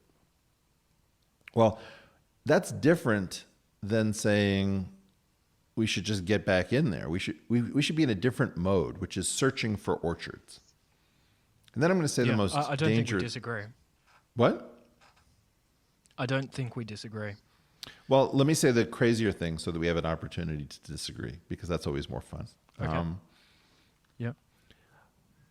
I don't know how to explain this to people, but I feel like we've graduated from this place. Mm-hmm. We've graduated from skepticism. We've graduated from mysticism. We've graduated from capitalism and from communism. We know that these things don't work. We've graduated from race. We've graduated from our religious beliefs. And we don't know what to do, so we keep showing up to the same high school. And I've made this analogy, which is like, okay, maybe the first year after you graduate high school, you still know people at the school. You can still go back because maybe you know people in lower grades. 2 years out, it's really weird that you're hanging around the high school because those aren't really your contemporaries. And then it's just like creepy. That's what we're doing. I feel like we're hanging around the high school that we've graduated from, including Earth. We don't belong here anymore. And I don't mean to say that nobody should be on Earth, but it's not safe to have, I don't know, all 7 billion plus of us running one correlated experiment. And that's what you're seeing with COVID. COVID's a really good example of that. You could say, well, COVID's just a Chinese problem. Right. No, it's everybody's problem. As will an industrial nuclear accident be everyone's problem. As would Deepwater Horizon have been everyone's problem. Like there is no locality. We are running one global experiment. If something happens on Twitter, it happens to all of us effectively. And we need to now start running uncorrelated experiments because not all human experiments are going to work. And I want to repeat that so people heard it. Not all human experiments are going to work. If we run one correlated experiment, we are signing our own death warrant.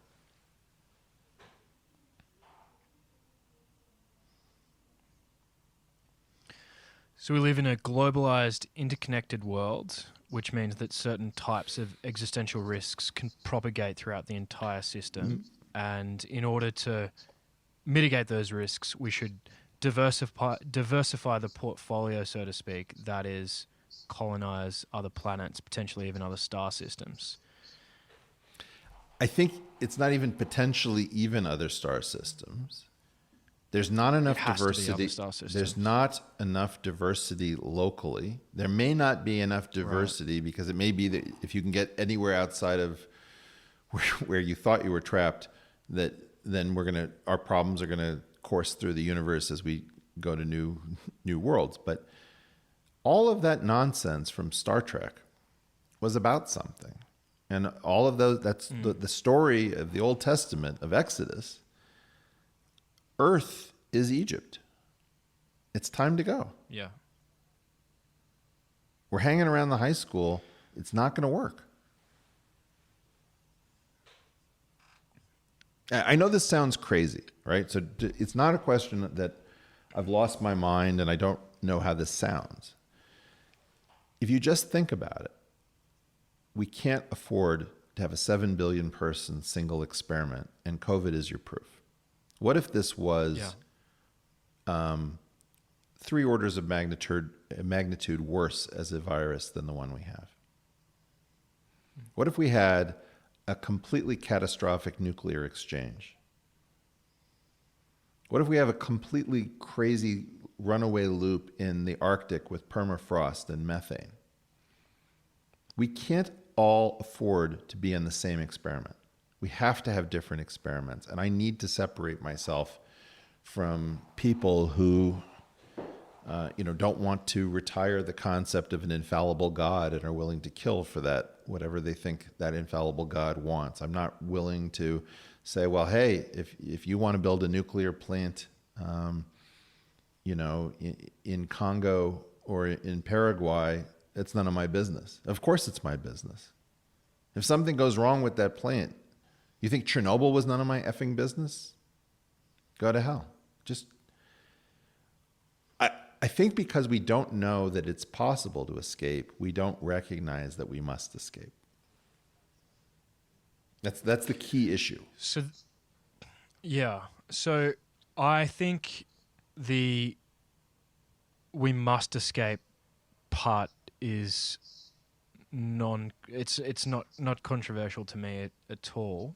Probably to some people listening, but that makes total sense to me. The is it possible to escape question is more interesting. Are you aware of any technologies that come close to offering us an escape ticket from Earth? It's not technology. If you don't break the laws of physics, you're not going to escape. Yeah. If Elon's program to Mars is best possible, and he gets everything that he wants, the most aggressive timetable, the most success you could possibly have. Let's give more than he's ever said. Let's assume that we're going to colonize Titan. And we're going to have Mars, we're going to have the moon. We are going to take every rock that is habitable and every space where we could put a space station. There's not enough diversity locally to get this thing done. Okay, I gotcha. So we actually need physics. That's the first step, because we have to understand the fundamental laws of the universe in order to be able to design the technologies that are going to take us to other star systems. So it's actually a matter of science. I would say that Einstein and Bohr and Planck and Dirac, but let's just call it Einstein Bohr to keep it clean for our audience at home, consigned us to death. And I don't like being consigned to death. So we got to go after them. With an Einsteinian speed limit, we're not going anywhere. Yeah. I mean, theoretically, you could try to use time dilation and go really far away and age really slowly. But realistically speaking, we've got an entire universe to explore, maybe a multiverse, who knows? And we can't go anywhere. We're trapped. It's the most amazing thing. So think of it as a death sentence. Think of it as the Einstein-Bohr death sentence. We're going to give you the ability to unlock the power of fusion, and we're not going to give you the ability to escape. That's your high school. Wow. That's crazy when you put it like that. Well, but people ask, why do you work on this geometric unity thing? It's like, well, you don't realize what physics is. You don't get, your generation, for example, doesn't live with nuclear weapons the way my generation did. My generation is correct. Your generation is out to lunch. And, probably the people who lived in Japan in 1945 understand this better than anyone. And they didn't get the difference between those fission devices and our fusion capabilities is night and day. To say nothing about digital technologies. I mean, it is twin nuclei plus that's the problem. It's like, we could have all sorts of cyber attacks on each other. We could have, solar storms that wipe out our grids. We are sitting ducks for so much. Look at COVID. COVID is nothing, and we're acting like jackasses. I mean, like in my country, this guy, Anthony Fauci, is celebrated as a great scientific hero. That's the level we're at. We used to have like Linus Pauling. Max Perutz. We had Sidney Brenner.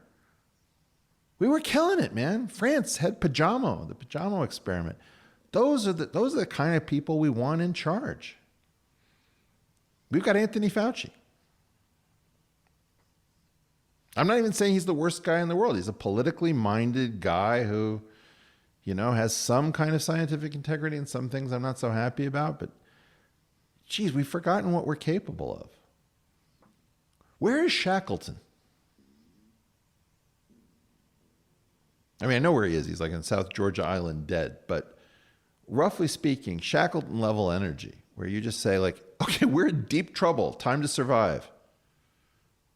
Time to survive.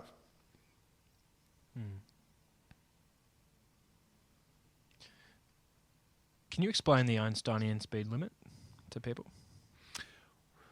Well, sure. You've got a pseudo-Riemannian manifold, and it turns out that there is...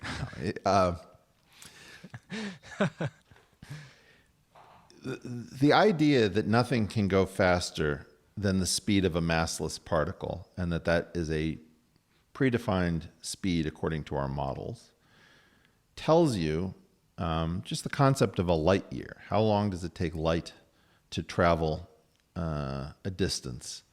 So you have a light, things are light years away. You're talking about, if you play by the rules of Einstein, if you see something that is 10,000 light years away, then it will take you at least 10,000 years to get there, or more, and it's going to be more because you're not massless. Nobody wants to go visit the universe that way. So we don't know whether or not Einstein's rules are fundamental. Every indication we have is that there's no way out, right? So it's very, I'm not telling you that breaking Einstein or going beyond Einstein gets you off this planet. Far from it. The best of our theories indicate you're stuck here. You are not going to be visiting the cosmos. It is not a possibility. Now, what gives you hope? Well, oddly, the two things that really give you hope, in my opinion, are something called the Schwarzschild solution and the Robertson-Walker-Friedman solution of Einstein's equations. There's two kinds of ways in which Einstein's theory breaks down. And you say that it acquires singularities, has singular solutions. And what that indicates is it's pretty darn amazing, but at some point, it appears that there's some flaw in Einstein's theory, that it is not the last word. And thank God it's not the last word. We don't know what the last word is. Maybe the last word is going to be even more constraining. Maybe it's going to actually be like, not only are you grounded, but no video games either. It's like, oh man, now I'm stuck on Earth with the twin nuclei problem. I can't go anywhere and no video games. All right, maybe. But the other possibility is that when you go beyond Einstein, that there'll be something new to do. And this is the number one bet that we have to survive. Unfortunately, because Einstein and company got us into this mess with one of the two nuclei, and you could also argue that X-ray crystallography and the physicists are really the guys who figured out molecular biology to begin with. So physics got us both nuclei. Let's put it that way. The community of physicists are the people who signed our death warrant. These are my friends, my enemies, my competitors, my colleagues, my heroes, my idols. They are the judge who signed our death warrant. We need more of them in case we're going to survive. In other words, you've got to double down on the thing that's already going to kill you if you want to have a hope of surviving, and nobody likes that. But the big thing is this an intermediate state on our route to survival? And I'm betting that it is. Because I can't accept the fact that we're all going to die here in this dumb way. Otherwise, you have to believe that we're going to become incredibly wise or lucky. And I don't believe in either of those strategies. I think we're going to get smarter, but I've never known us to get wiser.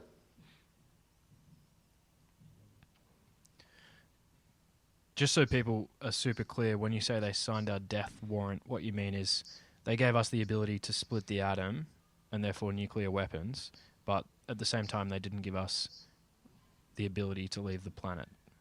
They gave us an indication that we can't leave, and they also said, by the way, here's how nucleic acid works, right? So not only did they give us the ability to split the atom, I mean, Francis Crick was a physicist, right? Almost all of the RNA tie club was people like George Gamow, Richard Feynman, Edward Teller. It was heavy on physics. Physicists are the creators of molecular biology. So yes, the physicists gave us two fields. I just, as a guy who spends a lot of his life pissed off at physicists, I'm always amazed that people aren't more appreciative of the fact that they've written your entire life, including the semiconductors that you and I are using to converse right now. Right? In terms of the electromagnetic spectrum, which is carrying the Wi-Fi. In terms of everything, the World Wide Web, which came out of CERN. Physics, physics, physics, physics, physics. We just don't teach this history. It's very weird. We don't even realize the fact that we're consigned to death. We're walking around in the prison as if we're going to go on forever as a species. And the prison is called Earth. Yeah, we're sleepwalking. We're sleepwalking. And you can't have a serious conversation with anybody because they're just going to yell at you about something that means very little. Yeah. I would like to do something more uplifting. Oh, no, we will get to that. We will get to that. All right. But you've helped me understand, you've just helped me clarify and organize my thoughts, because now I really get where you're coming from with your whole riff on physics and your own efforts in the form of geometric unity, that leaving the planet, which we must do, we agree on that, actually begins with finding ways to break or circumnavigate that Einsteinian speed limit. And that's actually a question of theoretical physics, not a matter of like innovation and technology. It's like a deeper layer. So that's like quite useful to know.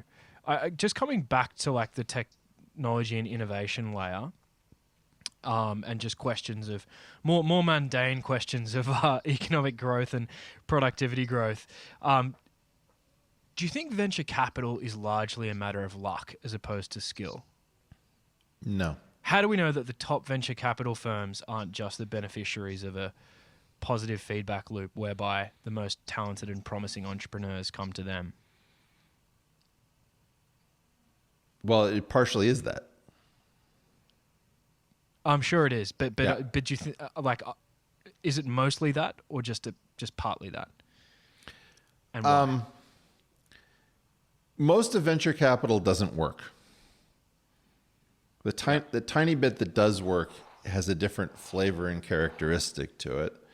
And, it really comes down to a relatively small number of people and networks and people coming up with weird rules for what they think will work and being willing to bet on those rules. And I think one of the things that we're seeing is that this is probably not the best way of funding tomorrow.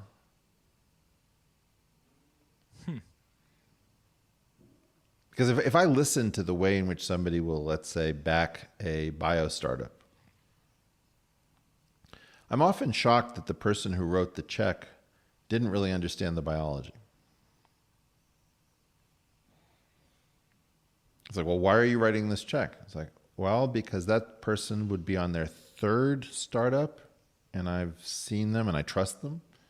So you're just sort of going through some channel where very often people are funding things without even understanding what they funded.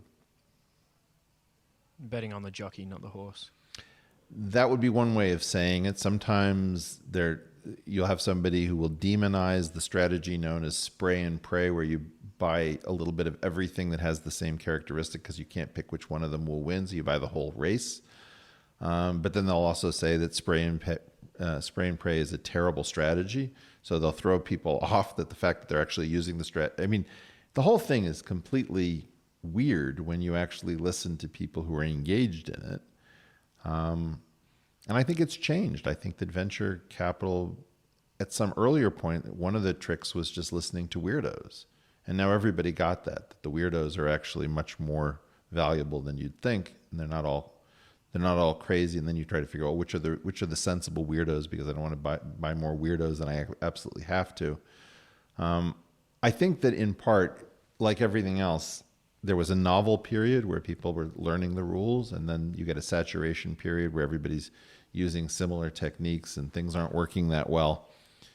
But again, nothing is that interesting in that. The really interesting thing is to try to find new orchards, and that's supposed to be the job of governments. The reason for Ferdinand and Isabella is Columbus. Now, of course, somebody's going to go out and say, Columbus was a horrible person, and how could you imperial? Okay, whatever. The point is different. The point is that if you want to find new territories, governments are probably the only thing rich enough to go looking. Okay.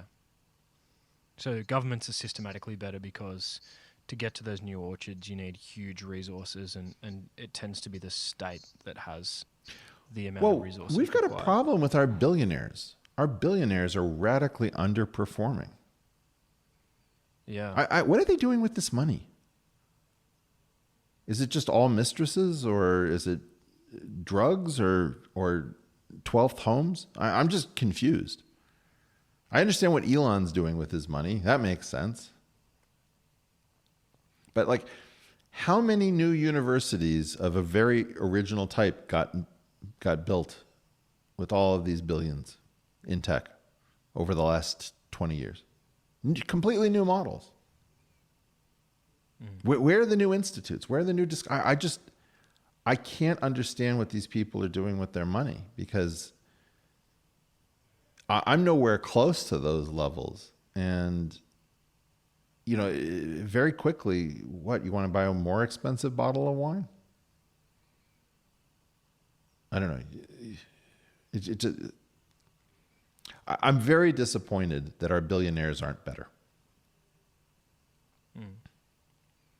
I work for one I'm very impressed with, and I know a few I'm very impressed with. But in general, I think that we have to admit that the billionaire bet on highly original, creative work done with private billions, a few show that it's possible, and almost everyone honors the possibility of doing something amazing in the breach alone. Yeah. So it's our 100th episode. We selected you, of all people, to be the guest. Is there a car that goes along with this? Optimistic. Did you say a card? A car. Well, I'll take a card if you write a really nice one. I'll send you a nice card. Yeah. All right. And some Australian Shiraz. There you go. What are some more optimistic things we can talk about? What's giving you hope at the moment? My kids, I love them. Yeah. Look, geometric unity is giving me hope. The fact that we're able to do this long form podcasting thing is giving me hope. The fact that most people are getting completely sick of the political spectrum is giving me hope. At some level, I guess the idea is that we're going through something. The stasis is over. The key thing is we're about to go through crisis, serious crisis. Do we have the right people to go through a serious crisis? You're about to shoot the rapids. Do we have somebody who actually is a boatman who knows what he's doing? Do we have a guide who's been down this river before and she's confident that she knows how to do this? I don't know. Where are these people? What I'm hopeful for is that the vacuum is going to produce a number of remarkable individuals. We've gotten out of the habit of believing in remarkable individuals. And remarkable individuals are our hope and our future. I don't think it's collective action. I don't think it's communal. It's freaks. It's weirdos. I'm really excited about the freaks and weirdos and artists. Like, one of the things is our art is terrible right now. We have sucky, horrible, unwatchable, unviewable art. I can't listen to our music. That's great news. It means that our art is off and wrong, and that something amazing could happen.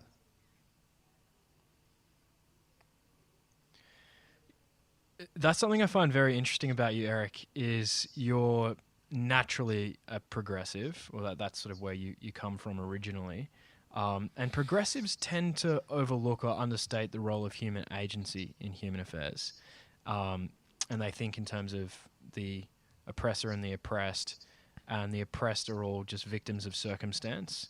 But you're someone who really appreciates like the role of human agency and the importance of promoting highly agentic individuals. Do you view that as a paradox? I'm not a collectivist. As much as I seem to? I'm not an egalitarian. Right. I take progressivism seriously, like really seriously. Yeah. What is the number one tool of the progressives? It's the market. Markets lift people out of poverty and give people agency and freedom and control over their lives, second to nothing else. So one of the things that you can do with progressives is you can break progressives into two groups. Progressives who are real progressives, who have to take markets very seriously, and progressives who really are about something else. Like, fairness because I'm jealous. And those people hate markets, and they hate capitalism, and they hate choice and freedom, and they're very authoritarian. So I think that, roughly speaking, within the category of people who are called progressives, the major group in terms of numbers is people who are avoiding progress. And that's weird because, quite frankly, I would imagine that, in a weird way, Ayn Rand, I'm very unsympathetic with her because I think she's insufficiently individualistic. all of her heroes are these sort of admirable people who are wanting to do great things. But, lots of times the people who actually change the world are shitty people. I always bring up Bill Shockley, who came up, with a lot of the semiconductor that we're using to talk to each other. He was a eugenicist. I don't know that he was a good person. Would he have been an Ayn Randian hero? Probably not. But, I'm very grateful the fact that we had a son of a bitch who actually came up with a semiconductor so you and I can have this conversation. Or not came up with it, but, largely advanced it. I don't understand most people who call themselves progressives. I view them as being people who are like really focused on jealousy. You also see the same thing with like community organizers. People who do the hard work of community organizing don't spend a lot of time bitching on Twitter. Like you can tell I'm not a community organizer because I spend too much time bitching on Twitter. I think that we're just very confused about what progressives actually are. And we've become confused because a large group of people has appropriated that label for themselves, and they absolutely are not. Yeah. So I think I'm anti. That's you brought up this point earlier about freedom. What was it? Freedom, fairness, and equality. Equality. Right. And the original formulation of the theory of natural and sexual selection was based on three things as well. And it was based on variation, heritability, and differential success.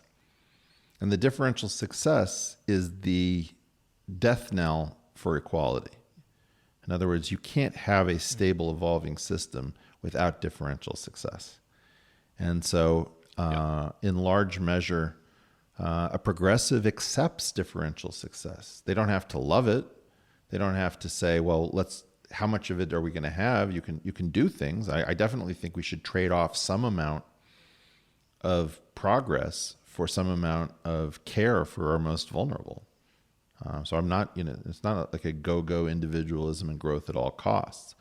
But we need to be more individualistic than even Ayn Rand if we want to call ourselves progressives, because the human outlier, the kurtosis of the human species, is where most of, it's weird in statistics, people throw out outliers. And usually I would throw out the rest of the data and keep the outliers. One man's opinion. That might be a good note to finish on. Yeah? Do you want to finish there or do you want to keep going? Up to you, whatever you want to do. It's your show, man. Maybe we'll finish there. Eric Weinstein, it's always a pleasure and a privilege. You are an important voice, and you don't need me to say this, but man, just keep doing what you're doing. We admire you down here, and keep fighting the good fight. Well, let me just say this. Australia, New Zealand, I think of you guys constantly. You're really important in a way that you don't know. Now's your time to break out, because everything up top is completely screwed up. And if you guys can manage something different, you're closer to China, you're relatively uncorrelated, and you've got an incredible spirit and diversity. And I think if there's any fairness in the world historical spirit, it's your turn next. So stop comparing yourself to what's going on in the Northern Hemisphere. Get busy and lead. Ben, thanks for having me on the program. I'm happy to come back anytime because I really believe in what you're doing, Joseph. You're doing a great job. Thanks so much, Eric.